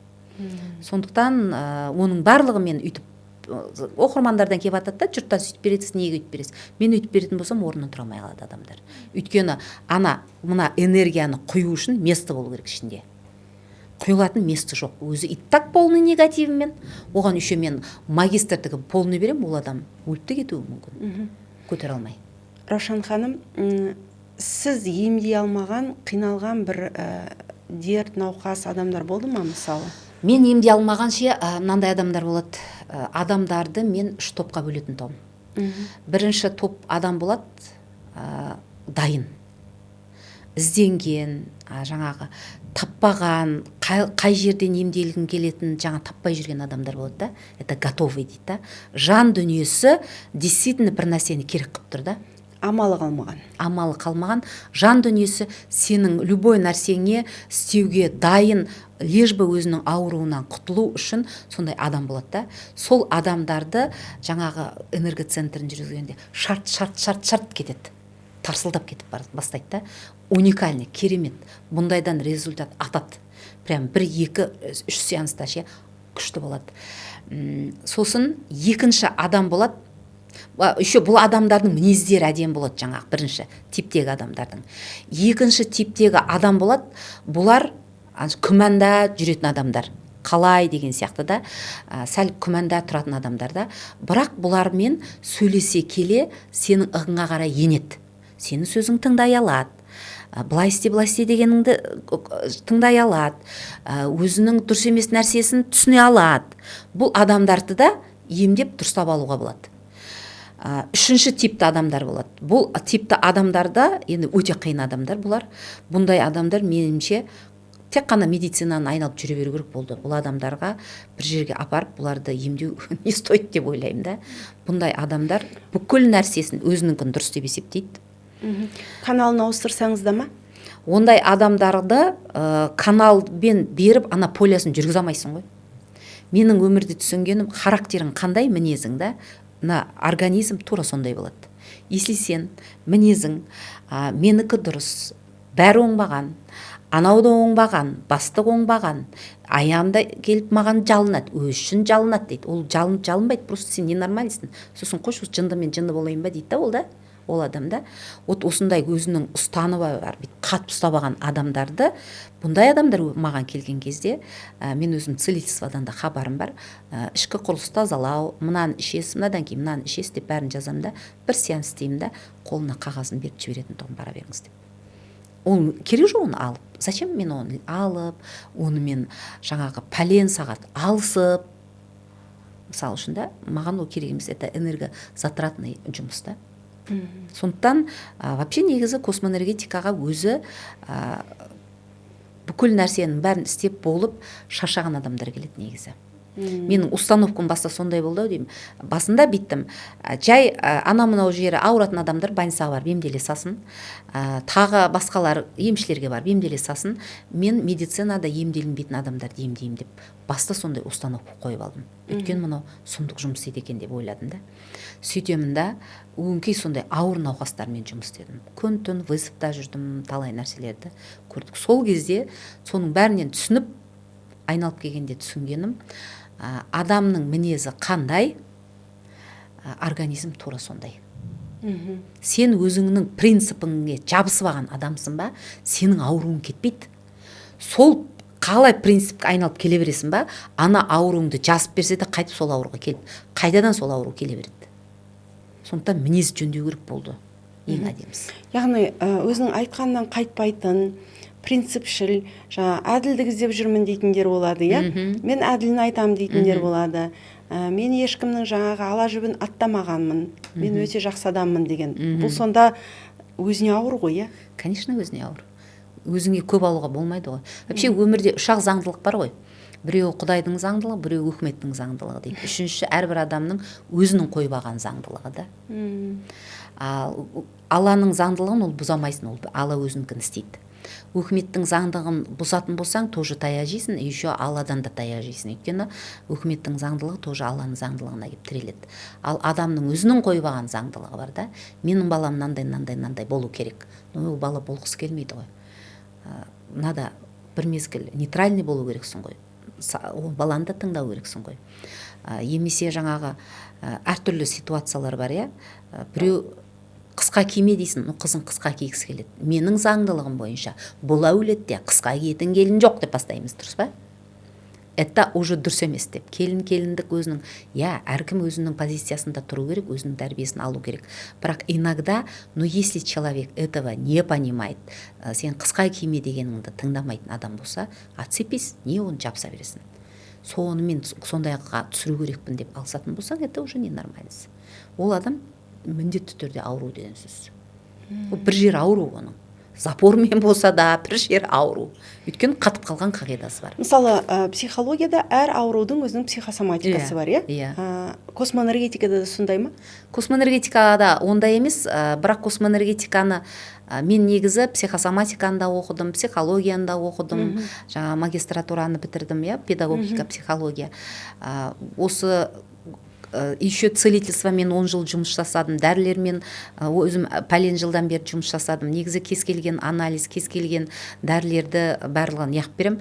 Мен профессорлердің сабақтарын алып оқимын, өйткені адам денсаулығымен жаңағы жұмыс істегеннен кейін. Мысалы, доктор Берганы мен 6 ай оқығанмын. 6 ай детально жаңағы өзі Калифорнияда жұмыс жасайды, жаңағы врач, профессор, нутрициолог, Гарвард университетіне сабақ береді. 6 ай осының сабағымен детально оқығанда менің қойған диагнозыммен бірге келеді екен. Содан кейін мен айттым, басқа жамаған Ресейдің, Қазақстанның, басқаның врачтары маған әңгіме істедім. Өйткені доктор Бергамен бірдей келіп тұр. Мен мысалы даже жөтелдің өзін айтам, это өттен деймін. Доктор Берга точно соны айтып тұр. Вот ютубты ашып, тауып алып, табағын алып оқитындар оқысын, сол кезде көп дүниені түсінеді. Яғни адам жөтеле берсе, астма болса, ол өтте проблема бар деген сөз ба? Иә. Біз неге антибиотиктің бәрін ішеміз да, тұмау боламыз, салдырамыз, содан кейін артынан ең соңында бізде жөтел пайда болады. Или гайморит, өзі осложнение тұмаудікі жоғары қарай гайморит береді, или төмен қарай жөтелге береді. Екеуін біреуіне береді. Өт сонда дәрілерден ғана тола ма, содан проблема бола ма? Дәрілерді іше бергеннен уже өттің состав өзгеріп кетеді ғой. Психологияның да қатысы бар ма? Енді тұмау тие беру, конечно, оның өзі психологияға. Энергияң аз, И сен 24/7 тоқтамай жұмыс істеп шаршайсың. Емесе умственный шаршайсың. Поэтому тұмау тиеді саған. А так жүрсең, нормально жүрген адамға тұмау тимейді ғой. Қазір елдің бәрі шаршап жүреді, неге? Өйткені бірі жаңағы ақшаға жетем деп жатыр, біреуі жаңағы мысалы мен ақшаға жетіп жатсам, маған жетем деп өз алдына біреу жүр ана жерде шаршап деген сияқты. Бірін бірі көріп бәсекелестік қой. Әркімнің негізі өзінің бір идеалы болу керек қой, өзінің бір идеясы болу керек. Бірін бірі копировать етіп шаршап жүрген бір адам ғой. Байқап тұрсаң. Сосын кейін біздің адамдар өзіне қатысы жоқ нәрсеге шаршап жүреді ғой. Келет мен сәсетім мынандай ауырады, қайтып емдеймін. Айналайын, сен өзіңді емдеп жетістіріп алшы. Бала шағаңа қарап жетістіріп ал. Ялысың сен сәсетті. Осындай ғой. Біздің қазақ аудиториясы бүкіл туған туысы, анау әкесінің бір нәрсесіне дейін переживать етіп, өз алдына нерв шетіп отырады ғой. Кей кезде ойлаймын, біз соншақты сондай қылып тәрбиеледі ма, или діннің қатысы бар ма деп те ойлаймын да. Бірінші адам өзін қатырып алу керек та. Сосын барып бауырларыңды қатыр, одан кейін барып туыстарыңа өт деп айтам да адамдарға. Бірақ басқа бір нәрсемен ауырып жүрді. Кеше көрдіңіз ғой Тұрсынбек пен Мөлдірдің өзіне. Қанша адам ауырып, соған давление болдым деген адам бар. Вот сол керек па? Вот адамдардың менталитеті дұрыс емес. Ол үшін адамдарға не керек? Білім керек. Білім мен ғылымға адам қаншалықты жақын болады, соншалықты адамның санасы ашылады. Соншалықты жаңағындай анандай діндерге де кіріп кетіп жатпайды адам. Ең жаңағы ондай нәрсемен кететін ең сауатсыз адамдар, сол жаңағы төменгі уровендегі адамдар, жаңағындай өсек, әңгіме, отырып 2 сағат шай ішу, бір-бірімен енені жамандау, атаны жамандау. Қазір мысалы мен шынымды айтайын, мен өмірде барлық нәрсені ысырып тастадым, мен уақытым жоқ біріншіден. Екіншіден, маған қызық емес олардың әңгімелері. Мен өзімнің әпкелеріме де айтам, сенің 2 сағат құда-құдағиыңның әңгімесін тыңдауға уақытым жоқ, пожалуйста, не мешай деймін. Әйел болғаннан кейін кейде қызық болып кетеді ғой. Өсек айтқым келеді, кейде бір әңгіме айтып, шай ішіп, жаңағы ішіндегі шеріңді тарқат дегендей. Бұл да полияны сонда бұзады ғой, иә? Негізінде әркімнің өзінің жүрегінің қателкісі бар да. Мысалы мен кеше ғана бір шәкіртім форум жасап, форумына бардым, кәдімгі стол жасап, билеп сөйтіп жатыр да, соны бүйтіп қарап тұрмын. Мысалы мен өзім ондайдың адам емес екенмін да. Мен 24/7 жұмыс істеймін, шәкірттерімнің жан шарып тұрып жұмыс еткіздіремін. Маған отчет давай, маған ананы көрсет, мен өзім жұмыста да солай істер едім да.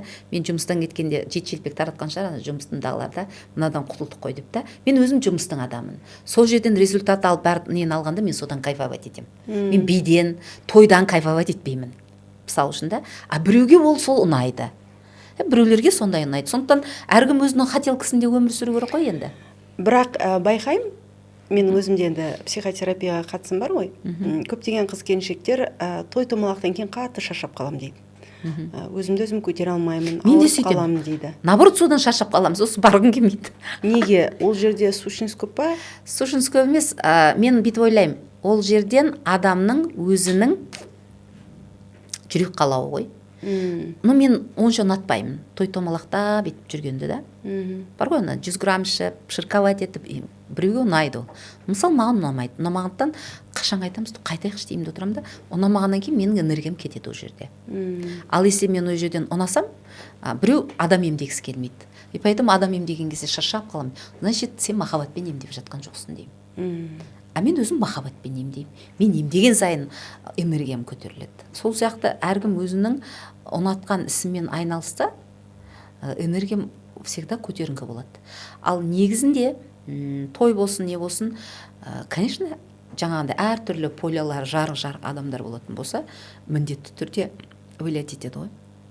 Даже мысалы күйеу шегет, солар әйелдермен не үшін ал деп айтасын. Ана күйеуінің полиясын әдемілеп тұрстап бересін, әйелінің полиясын бәрі жарық. Не үшін жарық? Ол мынаған жынданған, ішкеніне, ашуланған, нервштеткен, мияшыған, әптен шаршаған әйелді, и оның полиясы міндетті түрде жарық. Мына күйеуін жөндеп беріп, ананың қасына жатқанда, ананың сущностары мынаның полиясын қайтадан жеп бастайды. Сөйтеді да, ол қайтадан ішіп бастайды. Бұл жерде әңгіме әйел жөнделу керек деп мен әйелге жабысып тұрған жоқпын. Просто әйелдің полиясын тоже қалыпқа келтіріп беру керек. Өйткені ол шаршаған ана ішкен адамнан. түсіндіре алдым ба? Бізде сосын бір қазақтарда қызық ұстаным бар. Ұл балалар көп қыдырып кетсе, ішіп кетсе, шек кетсе, мұны үйлендіру керек дейді ғой. Иә, әйеліне тапсыру керек. Иә, бір Соны құтылу әйелі керек болса, иә, ертең бұл үйінде отырады, әйелі қарайды дейді. Қаншалықты дұрыс? Мен негізі ер адамдарчы үшке бөлем да өзімді. Ой тоба таңғалам кей кезде. Үш бөлікке бөлем. Жоғарғы уровендегі адамдар, иә, вот отельде, Европада көп жүрем ғой. Ол жердегі адамдар жаңағы өздерінің деловой встречаларын, жаңағы бөлек бөлмеде неде өткізетін шығар. Содан кейін тамақтануға отельдерде отырғанда жаңа тыныш қана бір анда-санда нелеріне жазып қойып тамақтан ішіп сөйтіп барып кетеді. Бірінші уровендегі адамдар.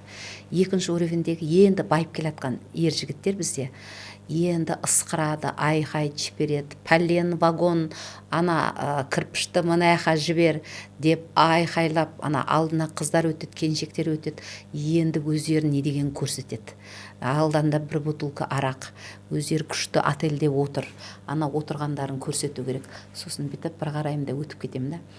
Одан соны кешегі ана жаңа прямой эфирде сөйлесіп отырсам, аэропортта жаңа бір кісі отыр да, сөйтіп кемеде отырдық, сол жерден прямой вертолет келіп мініп кеттік деп айқайлап жатыр да, айқайлап сөйлеп жатыр да.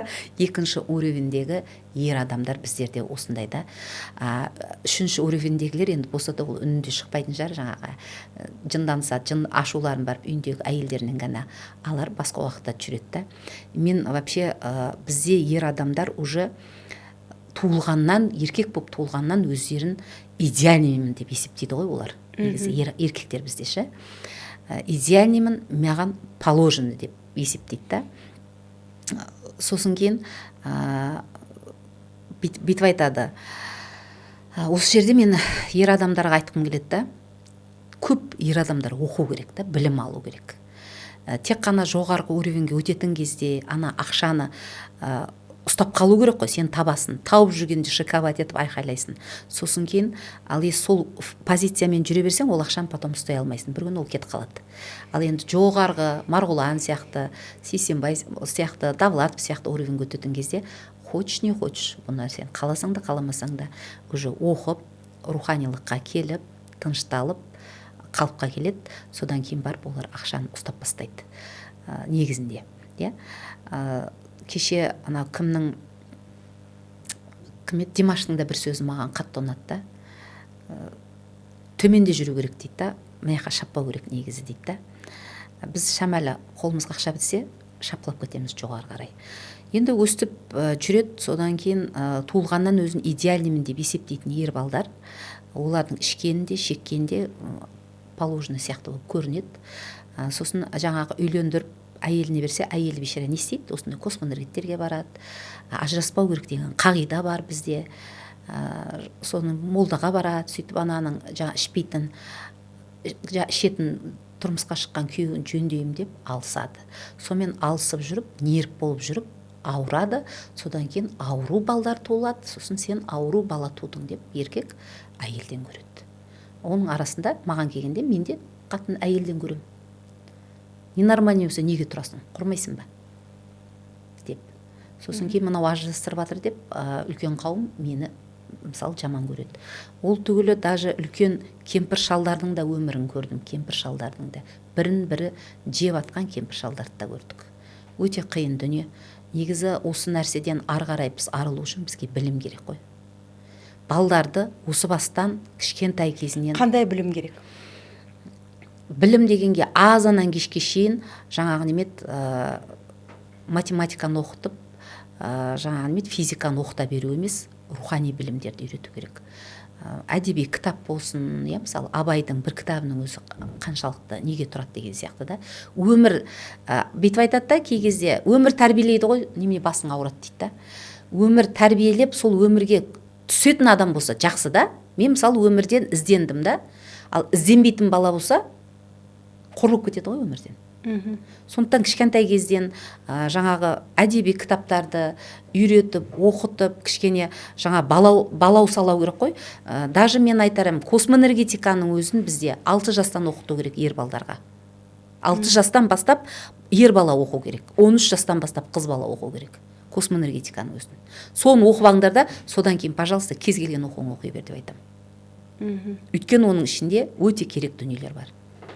Балалардың да шектеу жоқ қой. Милары күшті ғой олар. Керемет жұмыс жасайды. Керемет емдейді кішкентай балалар. Өйткені бастарында шектеу жоқ. Біздің адамдар мына тұрған сотканы көзің жұмда, мына сотканы елестес десең, соны елестете алмайды ғой. Неге? Вот осындай кәдімгі телефонды ма? Иә, просто тұрған мына телефонды жақсылап қара, көзіңді жым, сөйтті, соны елестет десең, соны елестете алмайтын адамдар бар. Соны қазір мен прямо эфирде айтып жатырмын оқырмандарыма. Балдарды үйретіңдер, өздеріңде үйреніңдер.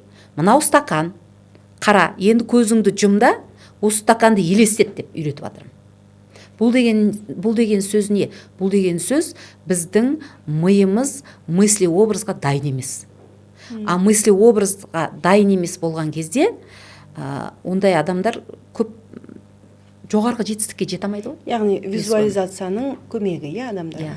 Визуализацияны жасап үйрену керек қой оларға. Ну, енді визуализацияны жақсы жасаймын деп, оған жабысып алған да дұрыс емес та. Мен өзім айтам, кез келген ғылым, кез келген білімді игер, бірақ без фанатизма деп айтам да. Ол визуализацияға жабысып алған тоже дұрыс емес. Оның өзі неврозға алып келеді. Иә, оның өзі, ол да бір определенный нәрсе болу керек та, мысалы үшін да. Жаңағындай, мен оны не үшін үйрет деп айтатыным, бәрібір болашақта космоэнергетиканы адамдар үйренеді. Оны қаласа да, қаламаса да, сондай уақыт келеді. Сол кезде қызың мысалы Алматыда жүр, өзің Шымкентте отырсын, ауырып қалды дейді. Саған оны емдеу керек болады. Саған визуализация керек болады сыртынан. Сен бар оны емдей алмайсың. Ал сен оны елестете алмасаң қайтып емдейсің? Сондықтан осы бастан кішкентай балалардан өзінен бастап визуализацияны елестетуді үйретіңдер деп жатырмын. Мысалы, космоэнергетиканы оқымаған болса, визуализация арқылы өзге адамды емдеуге бола ма сонда? Миыңмен? Миымен емдеуге болады, но контактқа түсіп кетсең қиын болады жағдай. Контактқа түсіп кетіп, бізде тылсым дүние жоғарыда өте көп, тылсым дүниенің тіршілік иелері өте көп жүреді. Бізден қандай информация? Яғни жын шайтандар. Жын шайтан дейді, призрак дейді. Призрак емес, жоқ, жын шайтан емес ол. Немене, плазмоид деп жатады, инопланетян деп жатады. Там, мысалы, Петров айтады, инопланетян екі түрі бар дейді. Физикалық та түрі бар дейді, энергетический де түрі бар дейді. Например, да? Енді ол қазір сондай нәрселермен адамдарды улау үшін бір нәрселерді придумать етіп атқанда, жаңа ғалымдар бар ар жақта да, адамдарды қорқытып деген сияқты да. Енді оны да бүйтіп фанатить етуге тоже болмайды да. Ну, бар деп айтады, например. Еще нелер бар, жаңа плазмоидтар бар. Плазмоидный планеталар бар. Біздің энергияменен тамақтанатын. Жоғарда неше түрлі нәрсе, тылсым тіршілік иелері бар. Солардың бар біздің энергиядан подпитка алу үшін біздің басымыздан шығып жатқан информацияны аңдып жүреді олар. Негативті информация болса жабысады. Негативті болса жүдә әдемі. А негативті болмай-ақ біреуді көргің келіп, біреуді емдегім қалай қылсам екен деп, ана сүрелерді алып оқып, жаңағы бүйтіп емдеп жіберсем екен деп тұрасың да, біреу ол ауырып жатқанда. Сөйтесің да, сол бір сүрені жазылады оны, мынандай сүрені бүйтіп әлінші мәрте оқысаң, иә, мен мысалы айтайын, Ықылас сүресін 70 мәрте кез келген ауырып ыңқылдап жатқан адамға салатын болсаң, иә, моментально тұрады орнынан. Моментально тұрады. Но артынан өліп өзің ауырасың. Өзің ауырасың, или үйдегілер біреу ауырады. Егер өзіңе бір жаңағы защита істеп, өзіңді оқып тазалап алсаң. Неге? Өйткені сен сол жаңағына ниет қой. Қандай ниетпен жоғарыдан кетеді, сол информацияны жоғарыдағылар қағып алады да, сен емдеймін деп тұрған адам емдеп береді. Сосын есесіне сенен энергия сорылады. Контактқа түсіп кетсең, это очень опасно.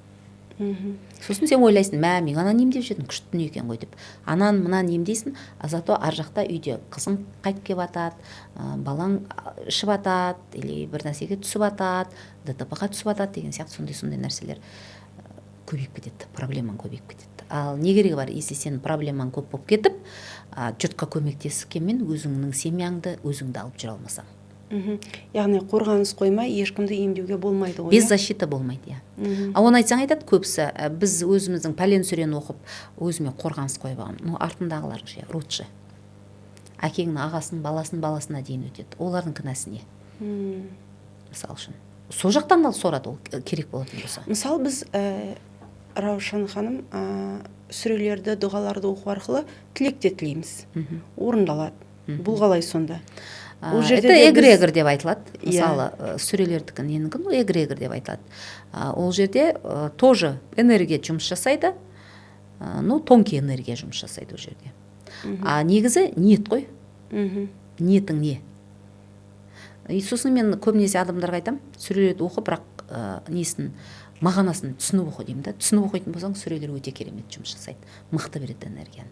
Просто түсініп оқу керек та. Мен 5 жыл намаз оқыдым, дым көмектескен жоқ. Кейін космоэнергетикаға келгенде түсіндім. Өйткені мен түсінбей оқығам да намаз. Не оқып жатқанымды білмеймін да. Жаттап алғанымды ұра бергем да. 24-те жеті ұра бересің. Бірақ не оқып жатқанымды түсінбейсің да. Намаздан кейін мысалы сіз Құдаймен сөйлесіп, өзіңіздің жоқ, мен мысалы күніге жатарда құнт дұғасын оқып жатам, қазақшасын оқып жатам, бірақ маған ұнайды. Алла жалғыз, Алладан басқа ешкім жоқ. Бүкіл нәрсе соған жаңағы тиесілі деген нәрсе. Маған қатты ұнайды. Яғни өзіміз жазып алып оқи берсек болады. Бірақ мен қазақша оқимын. Маған ұнайды. Оны оқыған кезде қасымда Алла тұрған сияқты, мен еш нәрседен қорықпаймын. Бүкіл нәрсені сол кісіге тапсырып қойып, ары қарай тірлігіме, сабағыма кетіп бара жатқан боламын. Ондай кезде жаңағы байланысқа түсіп кетпейсіз. Жоқ, ол кезде байланысқа түспейсің. Оны қайдан білеміз, түскеніміз, түспегенімізді? Қайдан білесіз? Сіздің намерияңыз не? Егер адам емдеймін, осы сүрелермен деп істеп көріңіз, білесіз. Мен потому что өзім контактыде болғам. Мен адамдарға пал ашып берем, бүкіл нәрсесін яқып берем, аяғында уже осы сүременен адамдар демдеген кезімде мен вообще тұра алмай қалдым. Сосын кейін барып мен оларды қысып бастадым. Сендер маған әруақ ұстасаң, күшті боласың дегенің деп. Мен талай мен деген молдаларды нелерді көрем.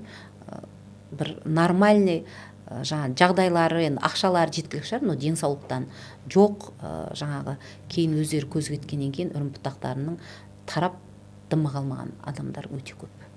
Ондай нелерді өте көп. Мен көп зерттеймін негізі, қарап жүрген кезде бүйтіп қарап жүремін. Өзім шәкірттеріме де айтамын. Мықты, мысалы үй жақта бір өте мықты тауып кісі болды. Керемет кісі еді, психологияға тойып алған, позитивте, сахар. 32-де бір нәрсе болып комаға түсті де кейін өліп кетті. Контакты. Байланысқа түскен контакт дегенді сіз өзіңіз көрдіңіз ба? Ауруларды емдеген кезде, не болмаса пал ашқан кезде? Контактыны көрдім. Менде мынандай бір жағдай болды. Біреудің баласы костный мозг онкология деп келді. Содан кейін барып бүкіл нәрсені істеді, болмай жатыр деді. Содан үйінің гепатоген бәрін жаптық, төбесіне защитаны қойдық. Сөйтсек үйіне түскен жаңа привязка бар екен, енді оны сабақтың барысында түсіндіруге болады оны. Содан баланы емдейміз, поле нормально, бірақ энергия қатты көтерілмейді. Бұл неге көтерілмейді деп ойладық. Содан баланың мұрны тоқтамай қанайды, ананы тоқтата алмаймыз. Содан кейін қой больницаға алып бар дедік. Больницаға алып барды, біз медицина негізінде атмен жасамаймыз. Больницаға алып барады, оған гормон құяды, неғылмайды, қабылдамайды, химия құрады, гормон құяды, дәрі құяды, қан құяды, қабылдамайды, аллергия береді балада. Содан есіміз кетті. Мен енді қорқайын дедім. Мына бала өлейін деп жатыр ма, бұл не болды деп. Содан тұрамын да біртіндеп тұрып тексерейін бұны дедім. Мен организмде бір нәрсе дұрыс емес екен деп ойладым. Сөйтем да оны первый магический канал бар, бізде соған салып отырып, біртіндеп тұрып, организмін тексерейін деп тексеріп келе жатсам, верхний привязка жаңағы тылсым дүниенің жаңағы тылсымнан жаңағы не дейді, тіршілік иелерінің вот верхний привязка дейді, басқа бетіп қадалған верхний привязканы көрем. Сөйтіп верхний привязканы тартып алайын десем, прям мен басымды шатасыз етіп, мен басым кетіп бара жатыр, кәдімгі айналып мен басымды қосып тартып бара жатыр. Содан кейін барып қайтадан шығып кеттім да, сөйтіп сәл неден кейін жаңа бір қызым бар, соған айттым, кірші дедім. Сонымен ол кірді, ол кіріп істеді, ананы бер тарттым, көріңізші Раушан ханым деді. Қайтадан кірдім, кіріп баланың полясына кіресін, прям адамның ona денесінің полясына кіресін. Полясына кіріп қарасам, уже жоқ, тартып алған екен. Содан кейін ар жақтан жаңағы бір ненің келатқанын көрдім, жаңағы тылсымның, тіршілік иесінің біреуін. Содан кейін мен оған сұрақ қойып жатырмын да, телепатийский болады ғой бізде, неғып жүрсің деп та. Сөйтсем, ол өзі тартып алған бізді дейді да. кішкентай бала өзі кішкентай тартып бала алған өзі ба? тартып алған. Енді жаңағыда визуализацияның иногда зияны да бар да, не всегда полезно ол нәрсе да. Сый қуып кетпеу керек та просто заттарды визуализация жасауға болады. Ал енді сен мынау инопланетяндарды визуализация жасап бір байлағатын болсаң, точно крышаң кетеді. Неврозға апарады деп айтатын сол. Сондықтан әр нәрсенің өзінің мерасы болу керек та, слишком бүйтіп қууға болмайды да. И деді, содан кейін барып мен оған мысалы иногда олардың барлығын өлтіруге болмайды да, кейде келісім шартқа отырасың. Мен сені көрдім, қабылдаймын, түсіндім, таныдым, бірақ мына бала маған керек болып тұр деп мен ол баланы сұрап алдым. Содан кейін ол кетті. Мен айттым, все, енді қабылдайды дедім, нелерді дедім, жаңағы уколдарын, дәрілерін. Содан кейін салып бастады, бала қабылдап бастады. Дәрілерді де, қанды да бәрін қабылдап бастады. И бір 10-15 күннен кейін мұрны қайтадан қанап жатыр деді. Қайтадан кіріп, тағы да ойладым, организмде бір сосуд қысылып тұр ма деп организмді тексеруге кірдім. Сөйтсем, не болып тұр екен? Бір нәрсе мұрнында жабысып тұр. Соны жаңағы жұлқылап зорға алып тастадым. Алып тастап шықтым да, енді қанамайды дедім. Жоқ, одан кейін қанаған жоқ, нормально кетіп жатыр. Но әлі де лечение деміз. Не жабысқан сонда? Сонда тылсым дүниенің бір нәрсесі жабысқан болды. Сондықтан мен айтам, 50% ауру по-любому тылсым дүниеден келеді. Көрермен өседі. Қорқынышты ғой. Сенсе де, сенбесе де. Қорқыныш нәрсесі жоқ ол енді. Адаммен біраз емдеп неғып жүрсең, уже үйреніп кетесің. Ол да тіршілік, оны да Құдай жаратты, бізді де Құдай жаратты. Бір сұхбатыңыздан тыңдадым, кейбір аналарға баласының ауру болған тиімді депсіз. Неге? Негізі көп аналарға тиімді болған, ауру болған тиімді действительно. Өйткені мен өте көп сонда тяжелый больнойларды алған кезімде, шынымды айтайын ба, даже тегін емдеймін десем до конца келген жоқ көбісі балдардың. Соған алған ақша, атақ өзгерісті көріп тұр. Балалар ручка ұстап тұр, уже жүгіріп жүр. Яғни басында суы бар балалар, мысалы үшін да. 6 айда біреу ғана, бір жалғыз бала екен, бір ана ғана аяғына дейін алып келді. Қазір баласы мынандай, атақ ана басы дәу су, ана болмайды, құлайды, отыра алмайды, гидроцефалия, құлайды, отыра алмайды ана бала. Вот сол до конца алып келді. 1,5 жылда басын тап-таза қылып әдемі қылып бердім. Қазір сабаққа барып, өте умный дейді, мықты балам деп мысалы қуанып отыр. Қалғандар көбісі жаңағы осы ақшаның арқасында күн көріп отырмыз. Яғни мүгедекке берілетін ақшаның арқасында күн көре ма? Иә. Сол үшін балаларының жазылғанын қаламайды. Иә, сол үшін қаламайды. Көп адам сондай. Ол балаға одан да көп ақша кетеді ғой, былайша емдететін болсаң. Емде сол ана алтын алтын таблетка күте ма, жоқ әлде жұрт емдетпепті деп айтпасын деп істей ма, білмеймін неге екен. Ауру әйелдерде, еркектерде де сондай. Ауруларының артында үлкен бір не тұрады, невыгода тұрады. Мысалы полиартрит, иә? 6 ай емделінеді бізде. Соны емдейсің, 3 айдан кейін келмейді. Неғып келмесің? Болды, осының өзі дұрыс менде дейді. Сосын мен айтам ғой, ақшам жоқ дейді. Мен ақшам жоқ қой бірінші очередь. Я говорю, хорошо, аяқтай салайық, келіңіз, бітірейік енді десем. Мен мына возрастымда кім алады жұмысқа? Ертең пенсиямнан айырылып қалам дейді. Келмейді. Оған сол ұнайды бүйтіп қақия бүйтіп жүрген. Ол бір.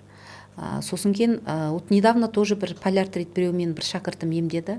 И до конца емдеткен жоқ. Анау деді, мынау деді. Қашады негізі.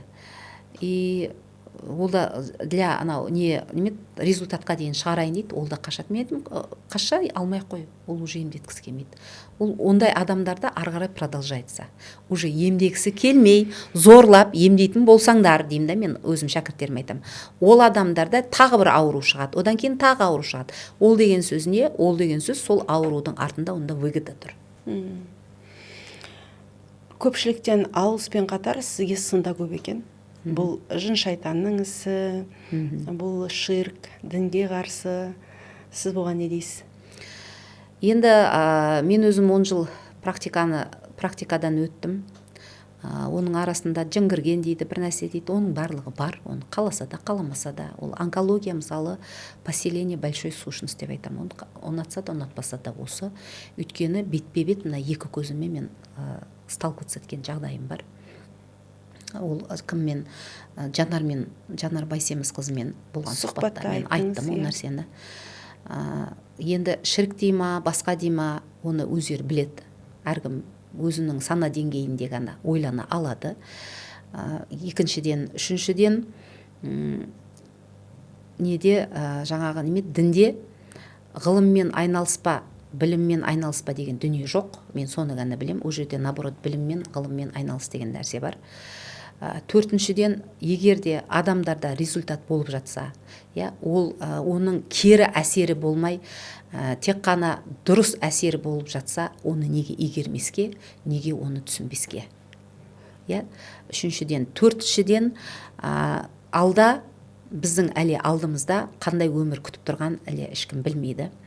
Бірақ Петров өзінің жұмысында жазып кеткен, алдағы уақытта адамдардың медицинаның шамасы келмейтін өте көптеген аурулар мен вирустар болады.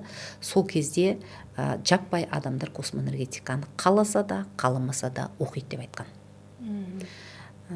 Бұл бір мәселе. Әрине, адам өмірден өту керек болып тұрса, сен оны ешнәрсемен құтқарып ала алмайсың. Не занимайте кресло Бога деп айтады бізге негізі. Өйткені бұл жерде көп дүниені дұрыстауға болады да. Бірақ соның өзінде де Құдайдың рөліне өтіп кете алмайсың. Алла өзінің деген жасайды. Ал енді бірақ Алла деген жасайды деп әрекетсіз отыру, ол да дұрыс дүние емес. Бірақ Петровтың маған бірақ сөзі ұнайды. Ол кісі айтады, емделінбей Құдайдың берген ауруы осымен мен кетемін деп қаранбай, қаралмай, емделінбей кету дейді. Ол өте үлкен күнә деп айтады. Сол үшін жауап бересіңдер дейді. Мына өмірде өздерің жасап алған ауруларыңды осы жерде тастап кетіңдер дейді. Мен сені ауру қылып жіберген жоқпын, ауру қылып жаратқан жоқпын. Мынаның барлығын неге үшін арқалап келдің деп айтады дейді. Деп біз солай үйретеді. Сондықтан қандай жағдай болмасын, анық денсаулық керек адам, космоэнергетика дейма, басқа дейма, керекті кез келген нәрсеге барады да, емделеді де. Жаның үшін, жаның ауыратын адам, жаны ауырған адам қайда бармайды. Ол адамдар айта береді, ананы шірік, мынаны ірік деп. Енді мен ойлаймын негізі, Алла халыққа сана берсін.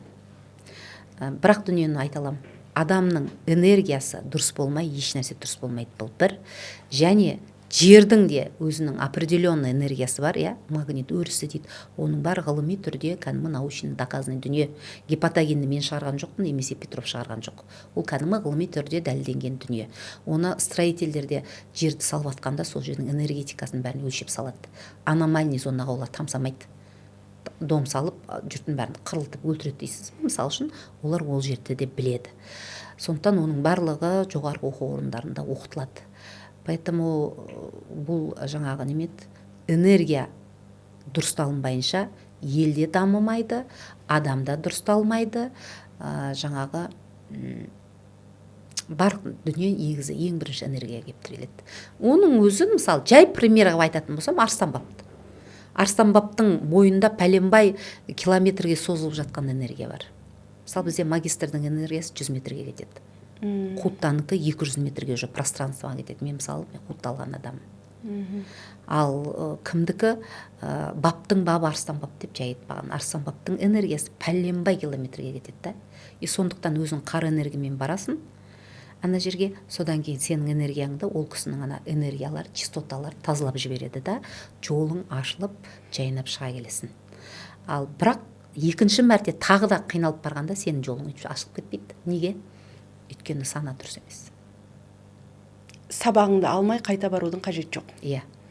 Сабағыңды алып, неңді түсінбейтін болсаң, ол қайта барудың. Өз қатеңді түсініп, оны түземесең, қайтадан барғаннан пайда жоқ. Пайда жоқ, Космоэнергетикада бәрі түсініп кете ма? Космоэнергетикада түсінгісі келмейтін де адамдар бар. Оқиды да, ой, анау шірік бір нәрсе деп кетіп қалатын адамдар бар. Бұлардың көбісі негізі онкологиямен ауыратындар. Онкологиямен ауыратындарды емдеу өте қиын. Оларда поселение большой сущность дейді. Ана ішкі сущностьтары жібермейді. Өйткені оның ана космоэнергетикадан сущностьтардың өлетінін біледі олар. Сондықтан ана адамды олар управлять етеді и адамды неге жібермейді. Емдеуге басқаға. Это редко алып шығу. яғни бізге қандай да бір параллельді әлемнен бір тылсым күштер келіп біздің энергиямызды сорып тұрады ғой, сонда жаңа ауру адамдардың энергиясын, иә. Параллельный мирдан келетін адамдар, жаңағы нелер бар, тіршілік иелері бар, призрактар деп жатады. Бұл ана дүниеге кетпей қалып қойған адамның бәрі осознанно әдемі болып кете бермейді ғой. Мен біттім, осы өмірден қайтып өмір сүрмейді екенмін деп кетпейді ар жаққа. Мысалы бізде серый раса дейді, кетпей қалып қоятындар бар. Олар да тоже біздің адамның энергиясымен подпитывать етіп тамақтанады, өйткені физикалық дене жоқ. Содан кейін олар призракқа айналып кетеді. Сондықтан әрбір адам саналы болып ақ өліммен кету әрбір адамның міндеті ғой. Жақсы, түсіндім. Енді алдағы жоспарларыңызға тоқталсаңыз, өзіңізге қандай миссия алғансыз? Мен негізі осы миссиям кей кезде өзімді ойлаймын да, осы адамдармен алысып жүр, осы маған керек па, неғып жүрмін, басқа салаға кетейін ба деп басқа салаға кетем да, сосын біреу ауырып бір нәрсе болса қайтадан осы салаға қалай қайтып келгенді өзім білмей қаламын да иногда. Енді алдағы уақытта қазір мықты шәкірттерімді дайындап жатырмын. 3 жылдың ішінде қазақ аудиториясын жақсылап үйретіп қойсам деген ойым бар осы космоэнергетикаға. Бұны үйренген адам өле-өлгенше бала шағасына өзіне көмек бере алады. Бұл адамдар айта береді, жаңағы кітаптан, бір нелерден, әркім өзінің тарақанын жазады ғой басындағы. Жаңағы жындармен жұмыс істеу, жоғарыдан бір жасыл планеталар деп әркім жаңа өзінің миындағы, ойындағы дұрыс емес нәрселерін жаза береді. Самом деле негізінде таза бұл жаңағы инструмент, құрал. Үйде температура көтеріліп қалады, давление көтеріліп кетеді, соны түсіре саласын. Осындай бір жаңағы вирус болса, соны жігат етіп, ана вирусты кетіресін деген сияқты осы нәрсеге бұл адам қолданатын бір өнер. Жай ғана өнер. Бұны бір мынандай глобальный бір нәрсе деп айтудың керек емес. Оны енді ары қарай дальше оқып, жаңа худта деген жоғарғы жағына қарай оқыған кезде, әрине уже астралный, жаңағы астрология дейді ғой, планеталардың құрылымы сондай жаққа қарай, жаңа бақыт сояға қарай жүріп бастайды. Бірақ оны істемей-ақ бер жағындағы базовыйды оқып, бала шағаларын өздері үйлерінде емдеп алып, мына вирустардан құтқарып, обал ғой ана балалардың, дәріні құяды, ананың ішіне ол бишараны шыңғыртып, қолына система салып жатыр, ана жерден печеньді отырғызып жатыр. Қайбір химикат мысалы бір жақсы дүние. Бірақ тем не менее соның өзінде біз нені медицинаны атымен жасамаймыз, міндетті түрде медицинаны қойған диагнозымен жұмыс істеңдер деп айтылады. Осы саланы 3 жылдың ішінде жақсап игеріп алса деген негізінде менің өзімнің ойым бар. Халыққа 3 жылдың ішінде жақсылап негізі халық үйреніп алу керек. Бұл жай ғана просто инструмент. Сосын үйлерінің гепатогендерін жауып, ана энергияларын сливать етпей, тәтті дейді ғой, тыныш өмір сүрсе деген менің негізі мақсатым. Одан кейін жоғарыға қойылатын защита бар. Ол біздің жерден шығатын үлкен даладағы аномальный зона сияқты жерлерден шығатын энергиялар нейтрализация жасайды. Ол защитаны біз 3 жылдай жақсылап қойып үйренетін болсақ, біздің Қазақстан мықты өркендейді. Аралың суға толып, мысалы үшін деген сияқты да біраз нәрселер дұрысталады. Негізінде түсінген адамға. Түсінгенге маржан дейді, түсінбегенге әшейін бір болмайтын дүние сияқты арзан дейді. Сондықтан бұның бәрін практикадан өткендіктен қорықпай қазақ аудиториясына, қазақ халқына үйретіп тұрмын. Әрбір үйде бір магистр болғанын қалаймын, чтобы ары қарай өзінің балдарына, немерелеріне үйретіп қойса деп те. Медицинада кейде еш емін таппай шаршатып жіберетін аурулар болады. Сол кезде космоэнергетиканы қосып жіберсең, кәдімгідей қолмен сыпырып, сыйырып, әдемілеп жөндеп алуға болатын дүние бұл. Негізі керемет дүние. Енді бір прогнозды айтқым келеді, бірақ білмеймін ол қаншалықты дұрыс емес екенін. Бізде мысалы ковид басталатын кезде күзде бізге айтты, ноябрьде айтты. Осындай келе жатыр ауру, дайындалыңдар, көптеген жақындарыңнан айырыласыңдар. Қаланың барлығын, сондай бізде канал бар, вирустарды жігат ететін, аспанға қойып, соны жігат етуді бастаңдар деді. Ол кезде космоэнергеттер аз. Бірақ мен өзімнің Түркістандағы шәкірттеріммен түгелімен соларды істеткіздіріп үйретіп істетіп ұстап тұрдым. Но ауада бізде вирус болған жоқ, жасылдан 1 грамм қызылға өткен жоқ Түркістан, бірақ есесіне 3 жылдан кейін көріп тұрсыздар қазір қалай жайнап жатыр. Сол сияқты тағы да бір прогноз бар, 3-4 жылдың көлемінде келетін. Ол жерде мынау дінді жамылып келетін, адамдарды гипнозбен кіргізуге келе жатқан НЛП дейма, соған қазір мықтап дайындалып жатыр. Афганстанда және неде деді, Афганстанда дайындалып жатыр, оны Америка дайындап жатыр деді.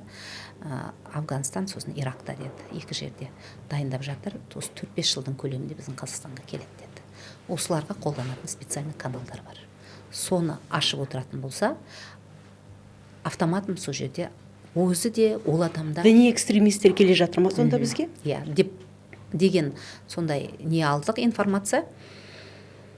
Солған қолданатын болса, адам бірден түсінікке келеді. Олар да сенде деген сияқты. Енді қазір халықты бағындыру үшін не істемей жатыр? Әртүрлі нәрселер болып жатыр, иә. Сондықтан көп нәрсеге қолданатын дүниелер бар негізінде.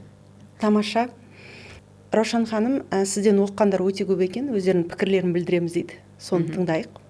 Біз 23 жылы Атыраудан келіп тұрмыз. 23 жылы осы жаңағы ат жаман ауру дейді ғой қазақта. Сол аурумен ота жасалып, бір емес 2 рет жасалдық біздер. Мен емес енді жолдасым жасады. Содан енді ол аурудың енді ары қарай қалай болады деп жаңағы біз қарай бастадық та, енді ол созылуы адамдар көп, жаңа естисің, неше түрлі нелер естіп жатасың ғой. Содан кейін бір күні осы Раушан ханымның Instagram парақшасына тап болдық та, сосын бұл кісілер кішкене бір айдайына сеанс алдық, жаңағы онлайн сеансына, тегін сеансына қатыстық, соның бәрін зерттеп жүріп, сол январда негізі Атырауға келемде, қуантып, Атырауды өзімізге келе жатыр. Бірақ Атырау атмен болғаннан кейін, сол артынан қалмай барайық деп, Қызылордада болатын күнін біліп, Қызылордаға келдік. Қызылордада 31 январ мен 1-2 февраль осы жылы. Почти 1 жыл болай деп жатыр ғой. Соған келіп қатыстық. Енді бұл кісінің сол кезде өзімен жеке жаңа запросымызды айттық, сөйлестік, сосын бізге жаңағы установка дейді ғой, енді тапсырма беріп, осылай жасаңдар деп. Сосын Атырауға келгенде бұл кісінің алдына бардық. Жаңағы августта неге түсті, сентябрьде неге түсті, жаңағы кеттікті қатышты. Содан сол кісінің результатын көрсеттік Раушан ханымға. Сол енді результаты енді жақсы шықты. Ешқандай да не өлең деп шықты. Соған біз қуандық. Бүгін енді Қазақстаннан біраз космонавиктер жиналғандықтан мен өзімнің нәтижеммен бөлісейін. Мен февраль ақпан айында қызым қатерлі ісікке шалдығып осы жерге келгенмін. Ол өзі бірге келген қасында. Ол да космонавт. Раушан ханымның айтқанын бәрін бірде бір істеп, арасында дәрігерлердің де таңғаларлықтай дүниелер болып, бүгінгі күнде қызым бақылауға шықтық. Енді ол бақылау әрине медицинада көп заттар жазылмайды деп айтылғанымен, космоэнергетикада бір 70-80% жоғалады деген мен сенімге келдім. Өйткені әрбір жаңа химиялық препараттар берілген кездегі оның баланың өзінің көңіл күйі, оның қоспай, жаңағы Раушан ханым айтқандай ойнап күліп, кәдімгі адамша өмір сүрген үшін алғысым шексіз. Сізге мың алғыс. Өзімді кішкене таныстырып өтейін. Мен есімім Меруерт. 2023 жылы Раушан ханыммен танысып, менде енді диализ последний стадия ХПЛ-5-тегі диагнозым. Одан кейін жаңағыдай бүкіл емші, тәуіп, профессор барлығына бардым, ешқандай результат болған жоқ. Жаңағыдай бір кісілер шығады ғой, шөп дәрімен емдеймін деген сияқты неше түрлі БАДи, соның бәрін ішіп көріп, тәуіп молда бәрін көргеннен кейін енді космоэнергетикаға танысып, бұл кісі айтты маған, ең неғаным, сен сенсең де сенбесең де жұмыс істейді деді. Содан кейін барып келдім мен. Содан кейін бұл кісі айтты, ұзақ емделмеді, қасыңа бір адам ертіп кел деп. Өзіңе жанашыр деп. Содан кейін мен өзім мамамды ертіп келдім. Мамам бірінші күні өзіңіз көрдіңіз ғой, теріс қарап отыр ғой. Мен тыңдағысы келмейді, мен қарағысы келмейді. Жұлдызда отыр, ана қақтан тауып алып біреу өтіп кетті. Иә, мен айтсам, сен бет болмайтын нәрсеге ұрына бересің сен осы қыз деп маған. Сосын екінші күні уже беті бері қарады. Одан кейін результаттарды уже шыға бастағаннан кейін мамам өзі келгісі келген осы жерге. Сол бір себептермен келе алмай қалды. Ол кісінің де рахмет жаудырып айтып жатыр. Рахмет сізге, дүние тұрғанша тұрыңыз деп жатыр. Енді результаттар өте керемет. Қазіргі таңда уже диализден шыққаныма бір жарым жыл болды. Қазір вообще бармаймын.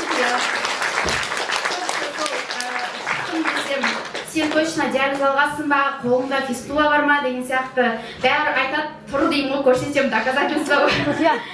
Иә, доказательство бар менде деп. Енді медицинада ешқандай ем жүрмейді дейді ғой енді. Но таптық, адам жаңағыдай үміттенсе, ниет болса, әрекет болса барлығына шығады. Бірге бір айтқан, Раушан ханымның айтқанын істеп отырып, осындай 8 айда диализден шықтым. Әрине бірден шыққан жоқпын. Медицинада отмена жасамайды. Біртіндеп аптасына 3 рет барсам, 2 рет барып, одан кейін 1 рет барып, солай состояниеге қарай диализден мүлдем шығып кеттім. Керемет пікірлер. Жұмысыңыз бұдан да әрі қарай жемісті бола берсін. Тағы да айтарыңыз бар ма көрермендерге? Көрермендерге айтатыным, космоэнергетиканы үйреніңіздер. Бұл бір қиын да дүние емес, өте қызықты, тамаша дүние. Үйреніңіздер және энергиямен, жаңағы энергиямен владеть етіп үйреніңдер дейді ғой орыстарда, иә. Вот энергиямен жұмыс істеп үйрену керек. Сол кезде бізді ешқандай жау да алмайды, ешқандай бір неме дейді, жамандық та бізді алмайды. Біз өз энергиямызды өзімізде ұстап, керемет өркендеп өсіп дами аламыз. Сондықтан сіздерге оқыңыздар дегім келеді. Күшті. Бізде негізі бүгін өте сондай ыстық эфир болды. Біресе светіміз өшті, қайтадан жанды. Мына жерде ысып тұр енді. Оның бәрі осы энергиядан деп ойлаймын. Сіздерге де біздің берген ақпараттарымыз пайдалы болады дегенге сенімдімін. Раушан ханым, сізге көп-көп рахмет. Сонау Түркістаннан келдіңіз және менің оқырмандарыма өте көп ақпарат бердіңіз. Көп рахмет. Сіздерге де көп рахмет. Әңгіме бармен бірге болыңыздар, өйткені әңгіме барда өмір бар.